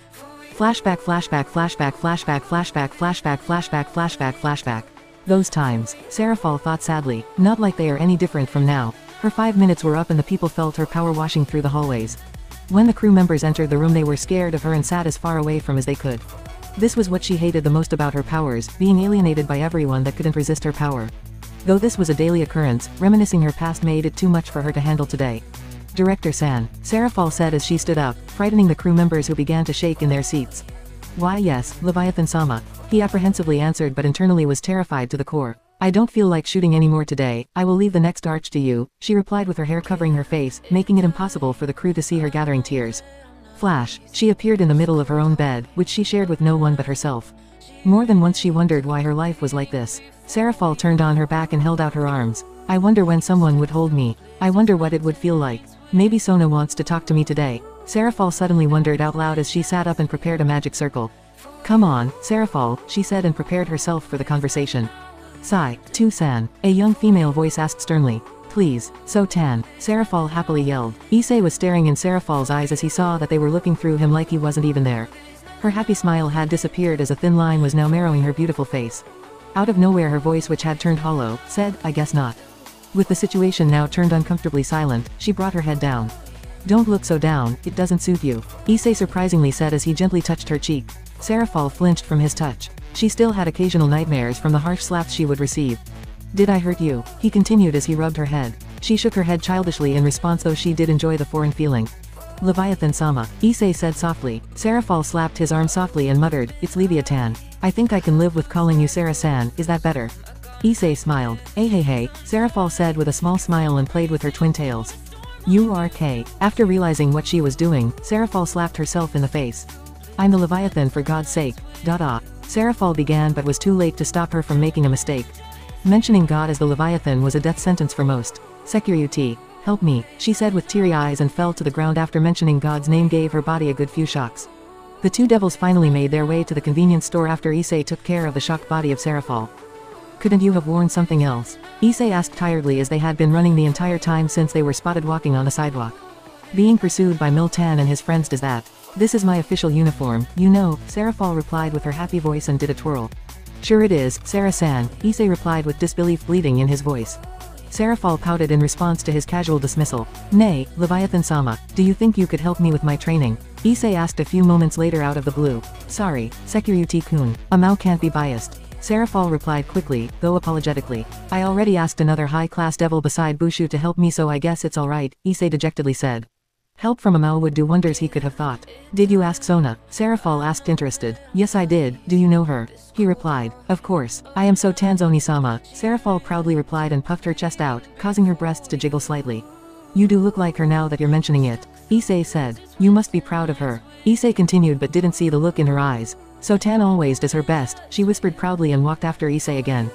15 minutes later, they walked together to Issei's home. I wonder if we just had a date. Serafal silently questioned herself as she had only read about these activities. They stopped in front of a normal-sized white house. Issei turned around to wish her a good day but saw the happy look in her eyes she didn't show first and wished to see it a little longer. Sarah-san, would you like to come in and have dinner with me and my parents? Issei asked. Serafal, though flattered and surprised, wasn't sure whether she should accept it, until she felt a dangerous object inside of the house. She gave Issei a bright smile and answered, I would like that. Issei opened the door and let himself and Serafal enter when his mother yelled. Issei, come to the living room, someone is here to see you. I'm coming, I brought a friend with me for dinner, Issei yelled back. Serafal was alert for any type of fight when they entered the living room and saw Issei's mother talking with two cloaked figures.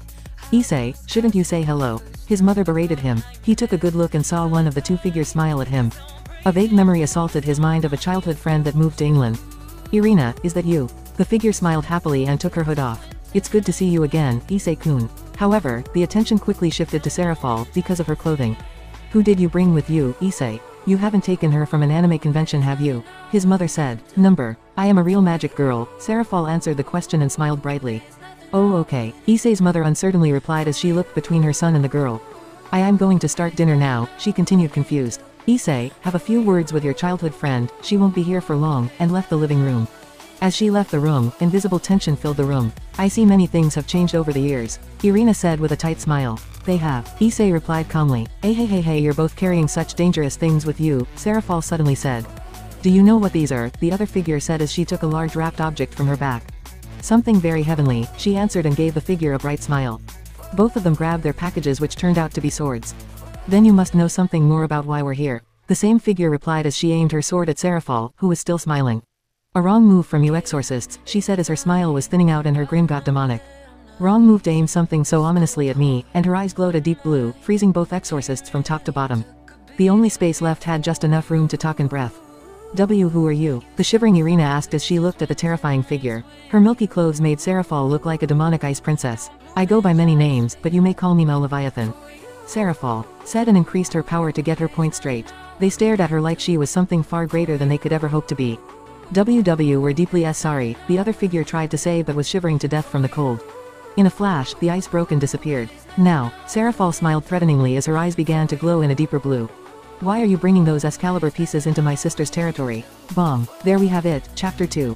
It was far more difficult to write, but I did try my best on it. I hope you guys enjoyed and please vote on the poll. I don't think it will be too hard to guess who I could have join grayfia, so let me know what you think. Yeah, what else? Chapter 3 will be released I hope early next week, and very maybe Chapter 4 in the weekend. Chapter 4 will be a good one. See you soon. Chapter 3 Holy Swords and a Cadre. Previous CH2 of 6 next. Chapter 3, Holy Swords and a Cadre. Hello y'all. Welcome to the third chapter of The Road to the Silver Queen's Heart. Pretty fast, right? I was on a roll with the last chapter, so I thought to myself, why not update again? I do apologize to the readers waiting for updates of one of my other stories. We finally see grayfia again and she will spend another super sweet moment with Issei. At least, that's what I've tried to write and so will Serafal. Anyhow, the first 13 chapters or so are already completely worked out so there's still a lot of update material left for those constantly reviewing. Updatea plays Issei. Did I write down everything I wanted to? I think I did rub my chin. Maybe one last thing about the previous chapter, where grayfia was imprisoned. Remember it happened many years ago and time supposedly heals all wounds. It will take a while but emotions will find their way back to her. I also have a bit of sad news. Exams are coming, which means I will have to take a hiatus for 3 weeks. I know it's a long time but I won't be stopping completely, I will probably write some more storyline and continue on my 2 new DxD projects. Both are completely different from what I've written already, so look forward to those as well. Who am I trying to kid? I'll probably write the 4th chapter in the meantime. Let's start this show. Speaking. Flashbacks and thoughts. Single quote dot. D-Drake speaking out loud. Single quote ellipsis dot single quote. D-Drake's thoughts and speaking in Issei's heart. Boosted gear action. The tension was high in the living room when Issei re-entered with some hot refreshments for the cold and shivering exorcists. Here you go, Irina, he said as he held out the drink. Tea thank you, Issei-kun, his childhood friend replied as she held out her shivering hands. The 2 exorcists were happy to still be breathing after threatening the legendary serpent. Did you really have to be this rude, Zenobia? Irina continued with a small glare when she gratefully held the warm cup of cocoa. HMMPH, how should I have known that Amal was here? Zenobia replied angrily and dismissed her responsibility for their current situation. Leviathan-sama, can you please calm down as well? Issei calmly asked as he pointed at the frozen lamp hanging over the dining table, 20 feet away. Serafal kept glaring at both girls but did drop down her aura, though the intense pressure remained. Cough. Can you tell me why you're here, Irina? I don't think it's because you wanted to see me. Issei voiced his thoughts when everyone had calmed down. 2 weeks ago, 3 Excalibur pieces were stolen from the Catholic and Eastern Orthodox Church. Irina began to explain, much to the dissatisfaction of Zenobia who also made it known. They are devils, we shouldn't tell them anything, Zenobia interjected. Leviathan can't do anything about it or she will receive the divine smiting from Lord Michael. Is that so? Serafal answered angrily as the temperature dropped down again in the living room, turning breath visible. Please calm down, Sarah-san. They are just as tense as we are, he said and softly squeezed her hand. In a moment of carelessness, Issei held her freezing hand and hurt himself in the process. Though reluctantly, Serafal gave them some air to breathe and was secretly happy that Issei hadn't let go of her hand. Irina chastised Zenobia for her unnecessary comment that didn't help the situation and continued her explanation. The Excaliburs ended up in Kuo through our research. The church already sent a lot of priests to deal with the situation, but they ended up getting killed, so now they've sent us to retrieve them. HMMPH, the other exorcist snorted. Our mission is to retrieve the Excalibur pieces and make sure you devils don't get involved. Irina, it's not going to work out like this, Issei said and referred to Xenovia's attitude. To prevent more from happening, Issei held Serafal against his chest. I'm sorry Issei-kun, she has always been like this with devils. Irina replied apologetically and stood up. Can you wait outside for a minute, I'll bring you to the Grimoire devil when I've calmed down Leviathan-sama, Issei said and shooed them both out. Irina grabbed a struggling Xenovia who was convinced that the devils would plan something but relented when she received a terrifying stare from Serafal that went through her entire body. When Issei heard the front door close, he tried to speak to Serafal but noticed how she was shivering against his chest. Serafal was shivering against his chest, not in pain or cold, but in being afraid of pushed away. Sarah-san, Issei asked when he looked in her eyes and was shocked to see similar signs that grayfia also showed. Signs of pain and solitude. Emptiness from missing something very basic, love. Her deluded, empty eyes immediately focused on his when Issei touched her cheek again and smiled softly at her. His eyes bored into her own with such an intensity that she couldn't look away and had difficulty focusing on his voice. You're not alone. Doki, Doki, you can always come here. Doki, Doki. Serafal's face could be mistaken for a tomato at the moment after his sudden exclamation of friendship. Though she might have mistaken it for a bit more. Now turn that frown upside down, Sarah-san, Issei continued and lifted Serafal from the couch. Security-kun, she asked with a small smile as she was standing on the ball of her feet. Ah, Issei suddenly said, I haven't even introduced myself to you. That's okay, I already know your name, Serafal said. Hyodo Issei, that's right, Issei replied though he was confused on how she knew that. You can call me Issei. This slightly broadened her smile. Then I'd like you to call me Sarah. Okay, Sarah, he replied with a soft smile and saw happiness spread in her eyes, filling the empty void she showed a minute before. Issei, she whispered to feel the roll of his name off her tongue. I have an order for you. The air around her changed as she changed from a magic girl in Leviathan. You will do your utmost best to protect the devil interests in Kuo for the duration of their mission. Serafal said. By any means necessary. Yes, Leviathan-sama, Issei replied. Serafal smiled at him and took a small but familiar paper out of her pocket. What is this? Issei asked as he looked at the paper. It was very familiar to the teleporting seal grayfia had given him to save Rias. This is a communication seal. The only kind in existence. Serafal proudly said. It connects two specific seals with each other. I have the other one, she continued and showed the same seal on her hand. Serafal's smile disappeared again. I want you to keep me up to date with every single event. I don't want anything to happen to Sona. If you need to you can even summon me. Issei nodded in agreement and put the communication seal in his pocket. He looked back up at the Mao and saw that she had reverted back to her magic girl demeanor. Serafal sported a small smile again and she didn't look like she noticed it. I'm glad to see you smiling again, Issei commented and saw Serafal attain a surprised look. Huh, Serafal said and unconsciously traced her lips with her index finger. There was a small smile indeed. Thank you, she softly said. Let's no longer keep them waiting, Sarah, Issei said but was grabbed by Serafal when he tried to walk away. I can't come with you, she replied and looked slightly saddened at him. Why? Issei asked dejectedly. If the people would know that I had come to another high-class devil territory without prior knowledge, regardless that she is my little sister, it can be seen as grounds for war. Serafal said. Really? Issei replied surprised. You're a Mao, he continued like it was the answer to the entire question. Serafal smiled at his answer and thought how nice it would have been if politics were that easygoing. Even if I wanted to act against you when I thought you might have been a bad security, if I'm not requested by the devil holding this territory I can't act even if you start killing them. She continued. I wouldn't kill them, even if, she, hurt me a lot. Issei said. I know, Serafal replied. I've seen enough of you today to know you're a good person. Thank you, Sarah, Issei replied gratefully before he adopted a more professional attitude. I'll bring Irina and Xenovia-san to Bushu. He turned to walk away but was grabbed by his dress shirt by Serafal's trembling hand. Issei looked back when he felt her tug softly and saw her eyes showing an internal battle before coming to a conclusion. Issei, Serafal suddenly said as she looked up at him with hope in her eyes. If it's okay with you, would you? She tentatively stretched her arms out like she did once, a long time ago. He was slightly confused at her gesture and saw that she looked down at the floor before her arms started to shake lightly. Issei finally understood what she wanted and what the hope in her eyes meant. He took one large step closer to her and wrapped her small form in his arms. Serafal had already closed her eyes in fear of rejection and was prepared to flash away so Issei couldn't see her cry at his refusal. Those thoughts went right out of her system when she felt a foreign warmth envelop her body. She opened her eyes to see what it was, but she saw nothing except for darkness and realized it was Issei's firm chest. So this is what it feels like, she thought as she felt year upon year of stress release from her body when she leaned into him, accepting her for who she was. Is this what you wanted, Sarah? Issei asked softly as his hands went through her long twin tails. He felt her arms move around his own waist and felt a small spot on his chest grow wet. Issei understood what was happening and kept quiet while holding her firm. Seraphal's body was shocking as she calmly sobbed from relief. All the stress and doubt she held over the years came out in a stream of tears as she wrapped her arms around him even tighter. Though Issei had the exorcist waiting already for a good 15 minutes, he made no attempt to release himself from Seraphal's hold, who slowly released her grip around his waist. "Calm down, Sarah. If you need more hugs you can come visit again," Issei said as he rubbed her head. "PFF art." Seraphal choked in sudden laughter. "What would my fans think when they saw me crying in an evil dragon's chest?" She muttered and only held lightly onto him. "They'd think it wouldn't be wrong to need someone as well, even if you're the strongest magical girl." Issei replied honestly, "Perhaps." Seraphal answered and rubbed the tears out of her puffy eyes with her sleeve before she let go of Issei. "You can't let them wait any longer, Issei," and materialized a magic circle. Seraphal felt much lighter after her hug, like an invisible weight has lifted from her heart. She also felt much happier and was very grateful for Issei and meeting him. "Please keep it a secret that I was here, Issei. Don't forget what I said," Seraphal said and flared her power. "I have a feeling we'll see each other soon." Tilda bye-bye, and teleported away. Issei was left alone in the living room. He remembered her petite figure in his arms. Issei also didn't forget how nicely her breast squashed on his stomach. He might only love grayfia but an admirer of a beautiful woman he remained. Though right now, his happy mood was drowned out as he remembered having to bring the 2 exorcists to his king who he snapped at not too long ago. "Ugh, let's just get this over with," he sighed tiredly and walked out the door. Finally, "Issei-kun, what took you so long?" Irina asked her childhood friend when he finally appeared. "Some business with Leviathan-sama," he replied and walked right past her. "I told you they would sneakily make a plan," Zenobia replied and was about to take her sword out again.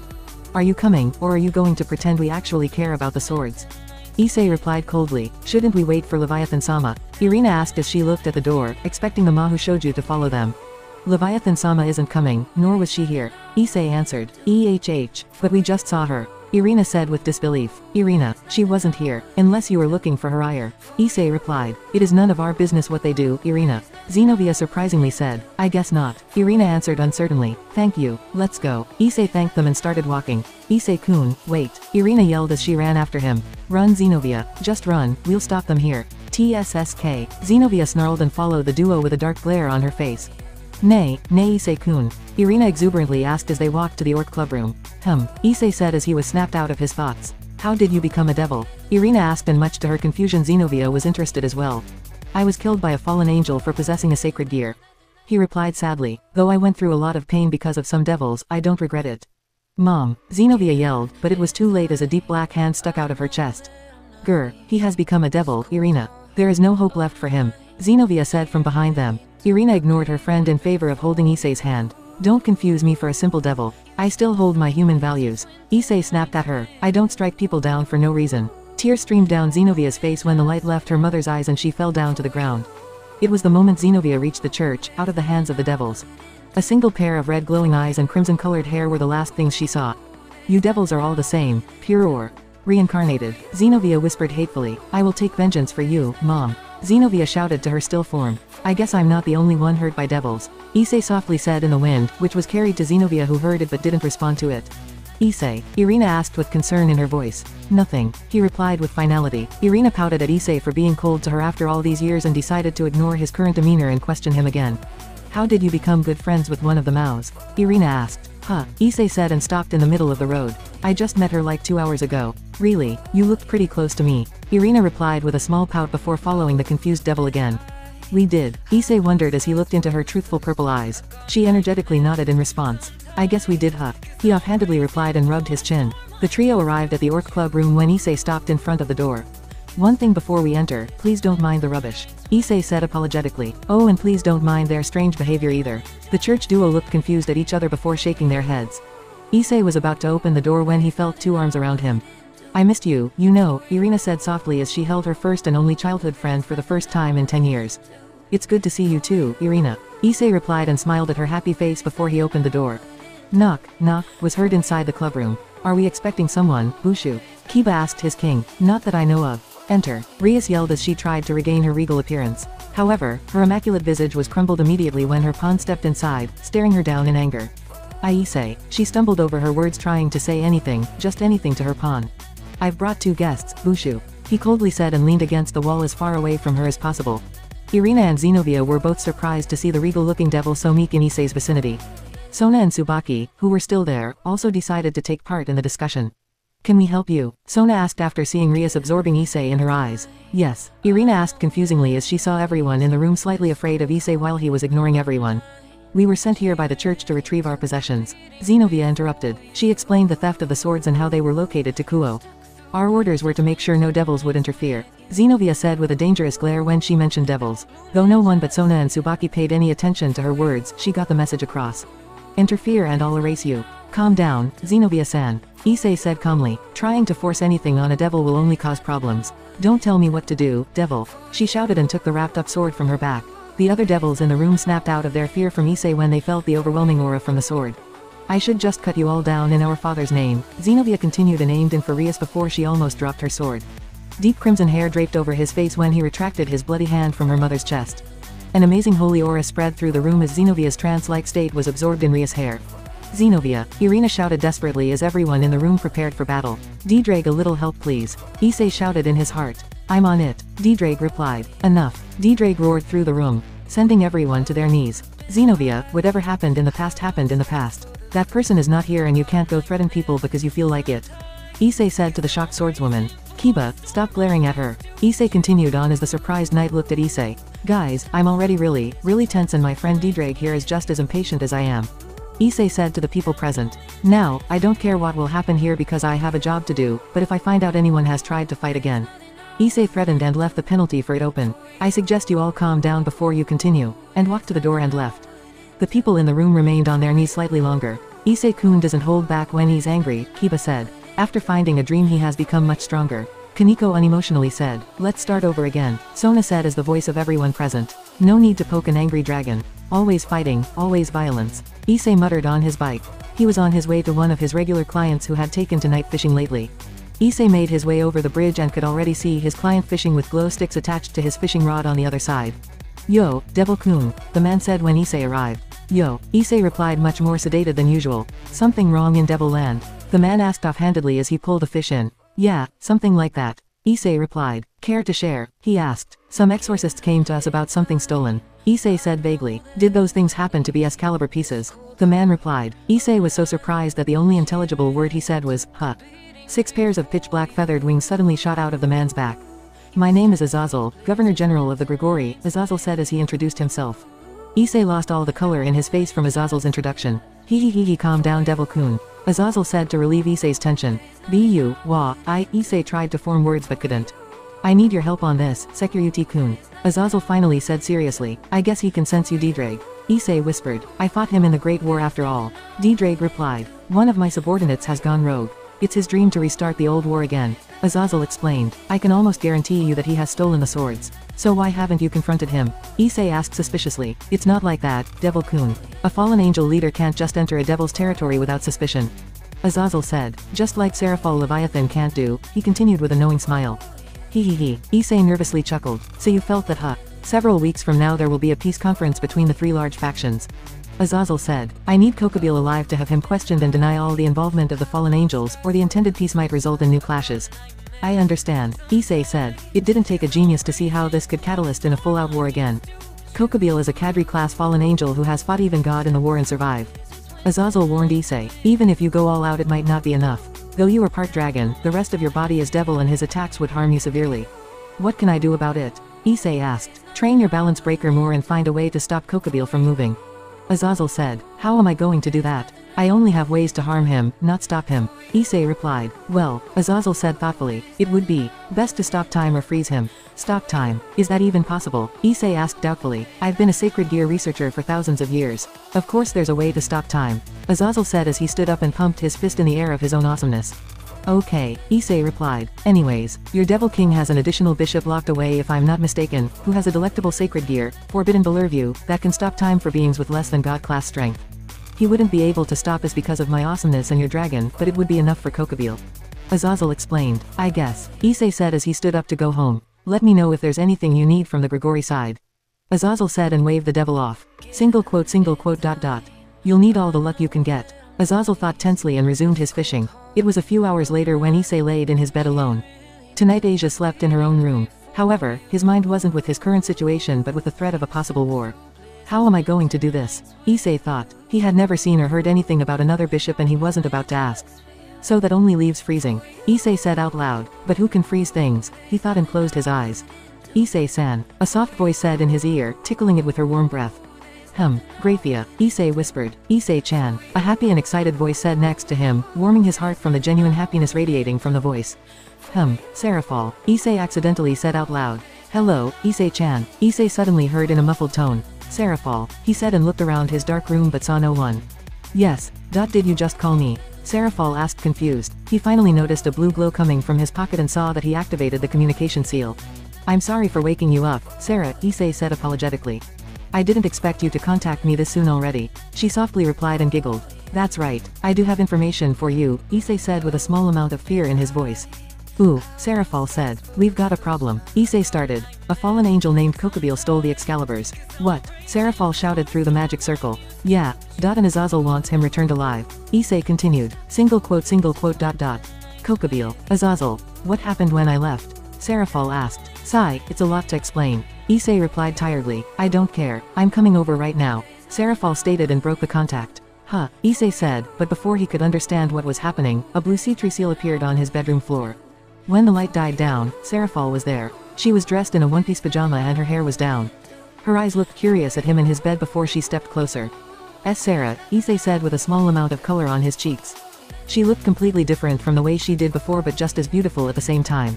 Serafal gave him a small smile as she took a seat on his bed. Her hair was long enough to reach her ankles and was spread out over the bed. Issei quickly stopped admiring her when he remembered why she was here. I'm sorry, Leviathan-sama, for reaching out to you late at night. Issei said with a small bow. But this is what happened after you left. He explained how they went to the Orc Club room and things were about to get violent till he forced everyone down to the ground. How he met Azazel afterward, who knew that she was here and who had taken the swords. During his explanation, Serafal kept silent and nodded several times at random moments.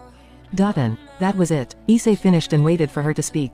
Serafal had listened patiently. She wasn't very happy with the fact that her little sister was among those threatened by the blue-haired exorcist nor that she was scared by Issei, but with these circumstances she was already happy that no one was injured. Meeting Azazel was a surprise to her and something to ask him later, but Kokobile and the theft took priority. I agree with Azazel's statement that we have to take Kokobile alive. Serafal decided. Issei nodded in agreement. That's where I hope you can give us your help. Why? She asked curiously. Azazel said it was an idea to freeze him, and I don't know any ice spells nor do I think I have enough magic for someone of his caliber. Issei replied in a soft mutter. I hate to say it but neither Rias nor Sona-chan is strong enough to face Kokobile. The only one with a chance is you. Serafal said. I don't know if I'm strong enough. Issei answered as he looked down. He's been alive and fought in the old war against God, and survived. I need you, Serafal. Issei said with such conviction that she was perplexed. No one had ever said they needed her like this unless it was a demeaning task. What? She replied as she was unsure whether he actually asked it or whether she was dreaming. I need you. We need you. Issei replied with a small blush. Hey. She giggled and jumped into Issei's chest. This Mahu Shouju will definitely help you, Issei. Whoa, easy there, Issei laughed as he fell onto his back. Her small body pressed flat against his chest as her shocked eyes were only inches away from his own. What are you doing? Issei whispered, tickling her skin with his warm breath. Nay, Serafal asked silently. Do you mind if I stay here for tonight? She asked bravely. Issei took a moment to think. It was already past 3 a.m. and even though it was fast he wasn't entirely against making Serafal happy, he also let Asia sleep with him after all.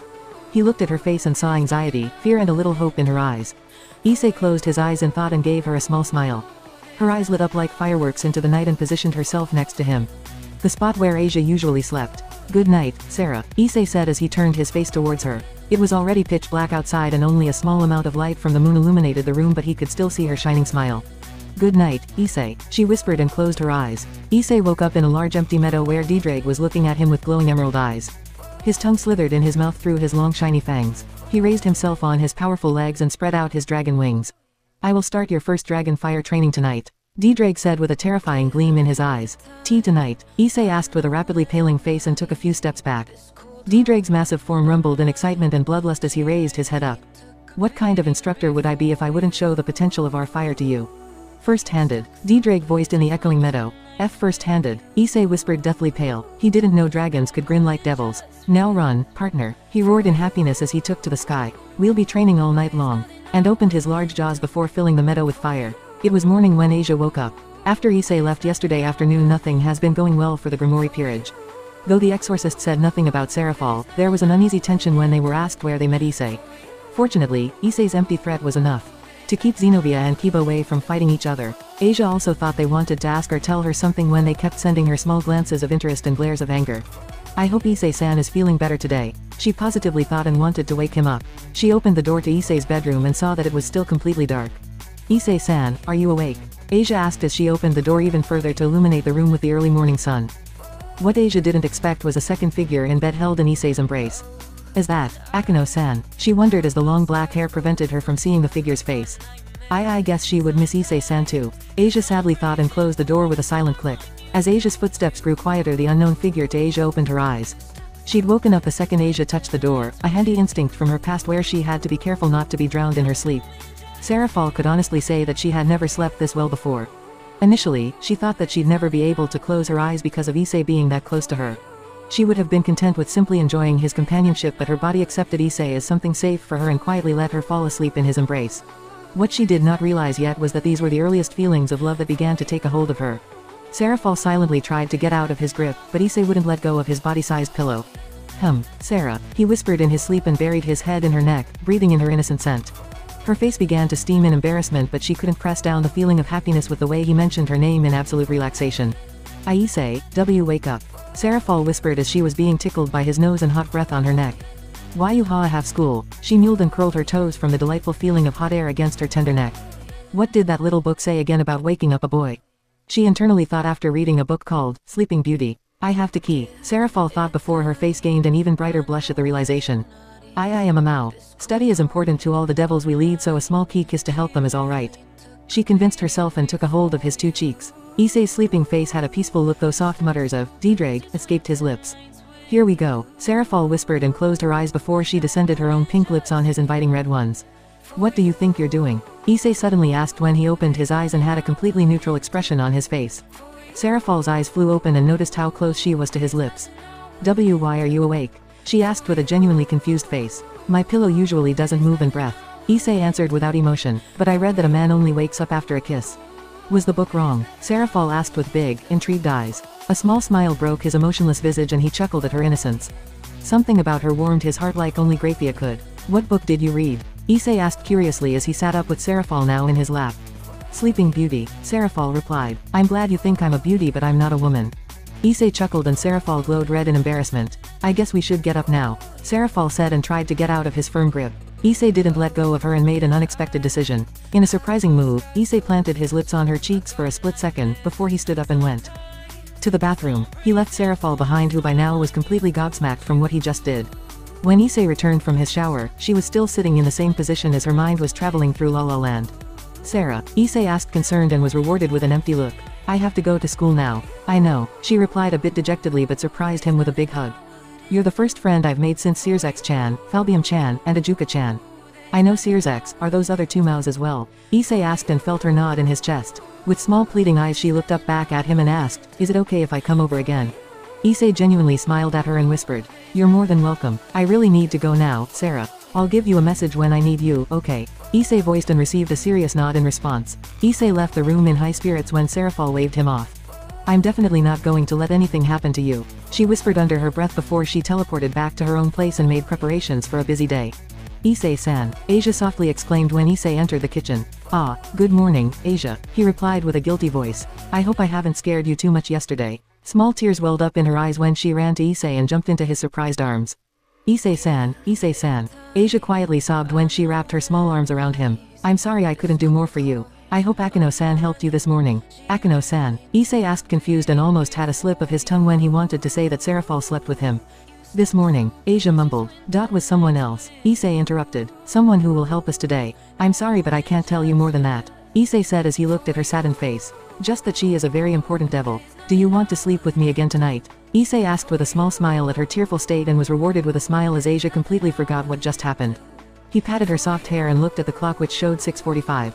Shit, it's already time, Issei said. We've got to go or we'll be late. Issei and Asia were both jogging to school to be on time, till they heard a large explosion and saw a massive barrier appear around the school. Not a second later, a small magic circle with the Grimoire symbol appeared next to Issei's ear. Issei-kun, Akano shouted desperately through the magic circle. They've begun their attack. Akano-san, Issei shouted back when he heard explosions and yells come from the other side. They attacked everywhere at the same time. Kiba is fighting several Cerberus summoned by Kokobile. Kaneko and Rias are fighting Kokobile with one of the exorcists, and I'm fighting a crazy white-haired priest with Irina. She yelled, firing her lightning and hearing creepy suggestions. We're coming, Issei said, and immediately deployed his balance breaker. Welsh Dragon Balance Breaker. He quickly lifted Asia on his shoulders and flew high up in the air. After a short but exciting flight for Asia, they reached school where several large free-headed dogs were fighting Kiba, who had an interesting sword in his hand. He looked around him and saw several people holding their hands on the barrier. Issei flew down towards them and saw that the group of people looked familiar. The armored dragon landed with a loud thud on the ground. Several hundred pounds of metal made an indentation in the soft soil. The group of people looked scared at him, with the exception of Sona and Tsubaki, who knew who the figure was. Hyodo-kun, we were already wondering when you would show up, Sona said when Issei retracted his helmet and let a shaking Asia down. Asia, please help Kaiju maintain the barrier, Issei said with a smile. What are you going to do, Hyodo? Saji asked after coming back from the shock of seeing his friend as a massive armored dragon. I'm going to save us all, Issei replied, and his helmet appeared again, gleaming emerald eyes bored in Saji's own. Good luck, Hyodo-kun, Sona said, and Issei flew up in the air again. This wasn't supposed to happen, Xenovia thought from the ground as she looked up to Kokobile, who was walking closer towards her with a shining spear of light. Inside of the magic barrier, things weren't going the way a certain blue-haired exorcist wanted to. She was down on the ground, helpless and powerless, when the mighty fallen angel approached her.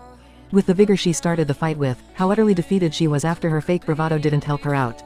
The smiles the high priests gave her when she left for Japan now looked like sneers to a face filled with betrayal and fear.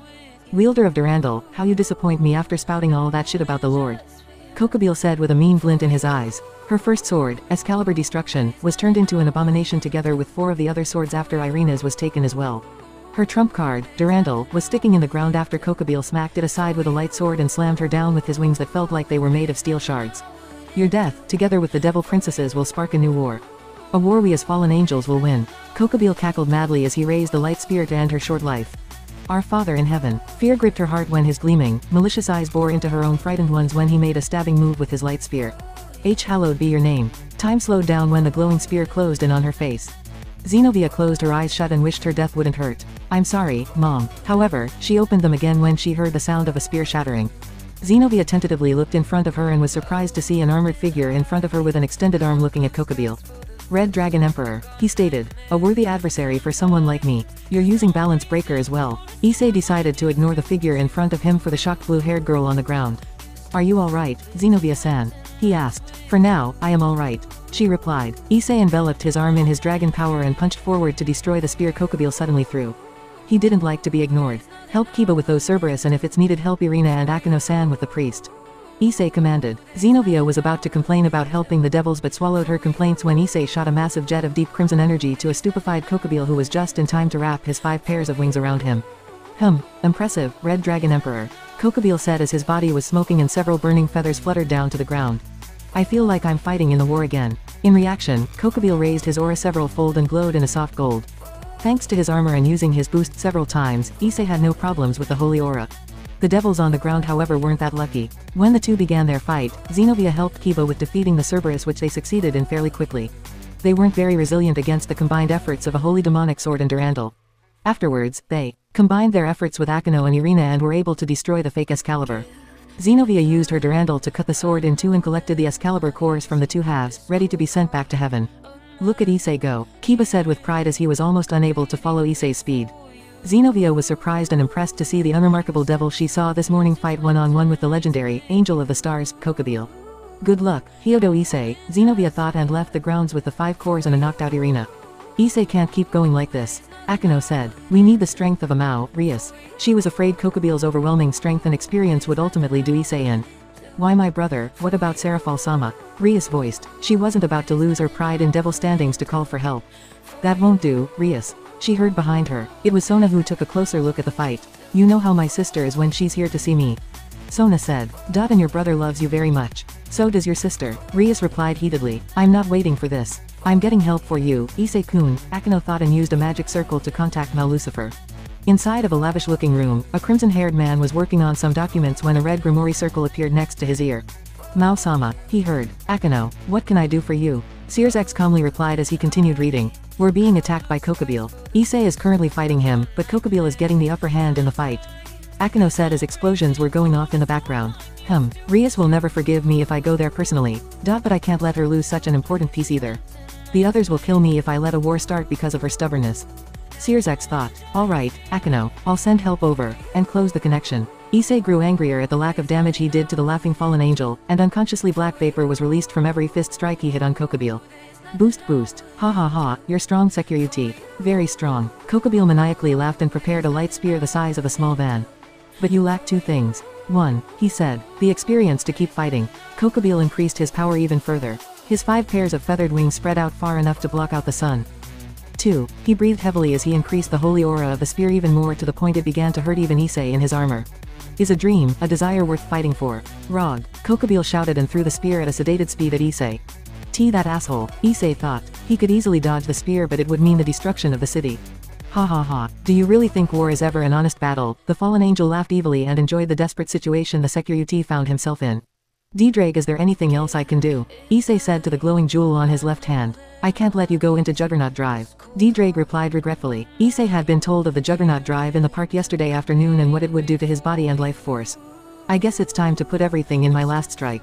Issei said and focused his remaining power on his right fist. The faces of the 2 women he came to love and befriend flashed through his mind. Grayfia, Seraphol, Issei whispered. I'm sorry. For what, Issei-san? A quiet female voice behind him said. His heart beat in his throat when he turned around and saw the one person he was willing to fight. 4, Grayfia-san, Issei said disbelievingly. She floated behind him with her devil wings spread out and looked emotionless at him. Though there was a small flicker of recognition and familiarity in her eyes. It's good to see you again, Grayfia-san. Issei finally said after confirming it was real. Are you sure you have the time to worry about me, Issei-san? Grayfia responded as she pointed at the spear still making its way towards them. His previous lack of confidence was now filled to the brim as Grayfia was there for his mental support. Sorry, I'll be right back, Issei uttered in a voice now filled with confidence. Beneath him, he heard a voice shout, So Tan. I'm glad Seraphol has arrived as well, Issei thought. I feel completely revitalized, let's do this D-Drake. Issei shouted. Boost boost boost boost boost. This should do it, Issei said. Massive amounts of red and small black sparks held around his fist. Ready to devour the light spear. It was strong enough to gather the attention of the people on the ground and of Kokobile himself, whose expression changed to ecstatic with the arrival of the strongest female devils. As that, Seraphol thought as she looked at his fist, but shook her head in denial. Issei-chan is doing his best, Seraphol said to the group watching. Do you know my kohai, Ne-sama? Sona asked surprised. Yes, we are friends. She happily replied as she could use the foreign word for the first time ever in a conversation with her sister. How did that happen? Sona thought but decided to focus on the fight again. Ha ha ha, the strongest woman in hell and the silver-haired queen of annihilation. Even worthier adversaries than the red dragon. Kokobile laughed menacingly. I will still be the one to stop you. Issei shouted and with one mighty punch he cracked the massive light spear before it fell apart into particles of light. Issei's punch slightly cracked the scale mail on his right arm but it did the trick. Impressive, Security, you have my commendations, Kokobile said in disbelief as one of his strongest attacks was destroyed by a devil nonetheless. Yes, the boy was far exceeding his expectations, which could become a problem in the future, so it was time for him to take Issei out. His maniacal demeanor had changed to a cold and calculated look, the look of a seasoned warrior. You have done well, Security, but the fight ends here for you. Kokobile shouted and flew at him with high speeds, ready to deal the final blow as a crackling spear appeared in his hand. Grayfia was about to interfere but saw Issei making a small signal at her not to interfere. Remember how we did it last night? D-Drake said as he followed the fallen angel closing in. Yeah, I'm ready, Issei confirmed and shivered slightly when he remembered his training. Grayfia-san, Issei said softly but was still heard by the silver-haired queen. When I defeated Razor, I promised myself that I would never lose to anyone ever again till I reach you. So please don't interfere, Issei said with absolute truth in his voice. Though there was no outside change in her expression, inside of her silver eyes there was a small spark of hope. Kokobile's terrifying and calculated gaze found his eyes again as he was close enough to throw the spear with deadly precision, but Issei was ready for it. Do it, partner, D-Drake roared. You're mine now, Issei shouted and fired a large wave of dragon flames at Kokobile, who by now was too late to stop in midair. The fire was hot enough to melt even the toughest of metals. Kokobile's wings didn't stand a chance against the flames and he fell burning to the ground, screaming in pain till it was too much for him and his body shut down. Issei had used every last bit of his reserves and glided down to the ground on his armored wings. The silver-haired queen followed his descent with her eyes and saw him land on his feet on the ground.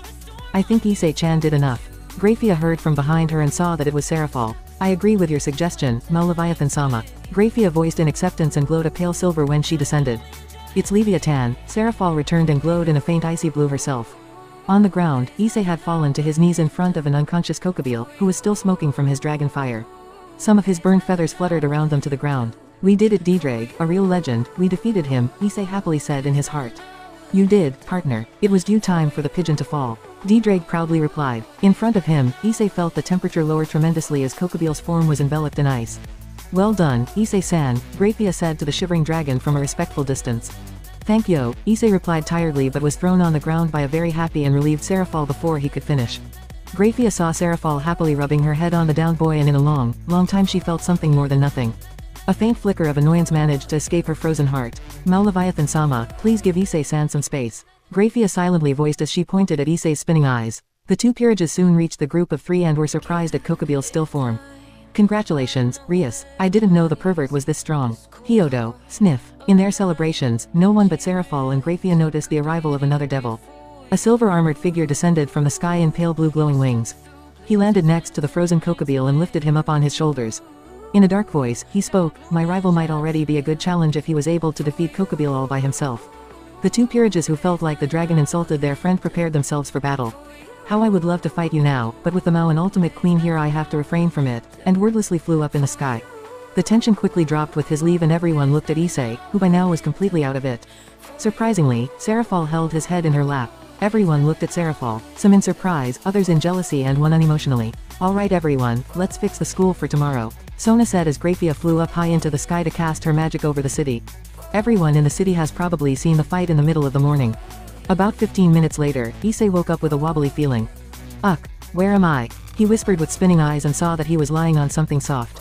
A pair of concerned magenta eyes looked at his own and saw a familiar but relieved smile appear on that person's face.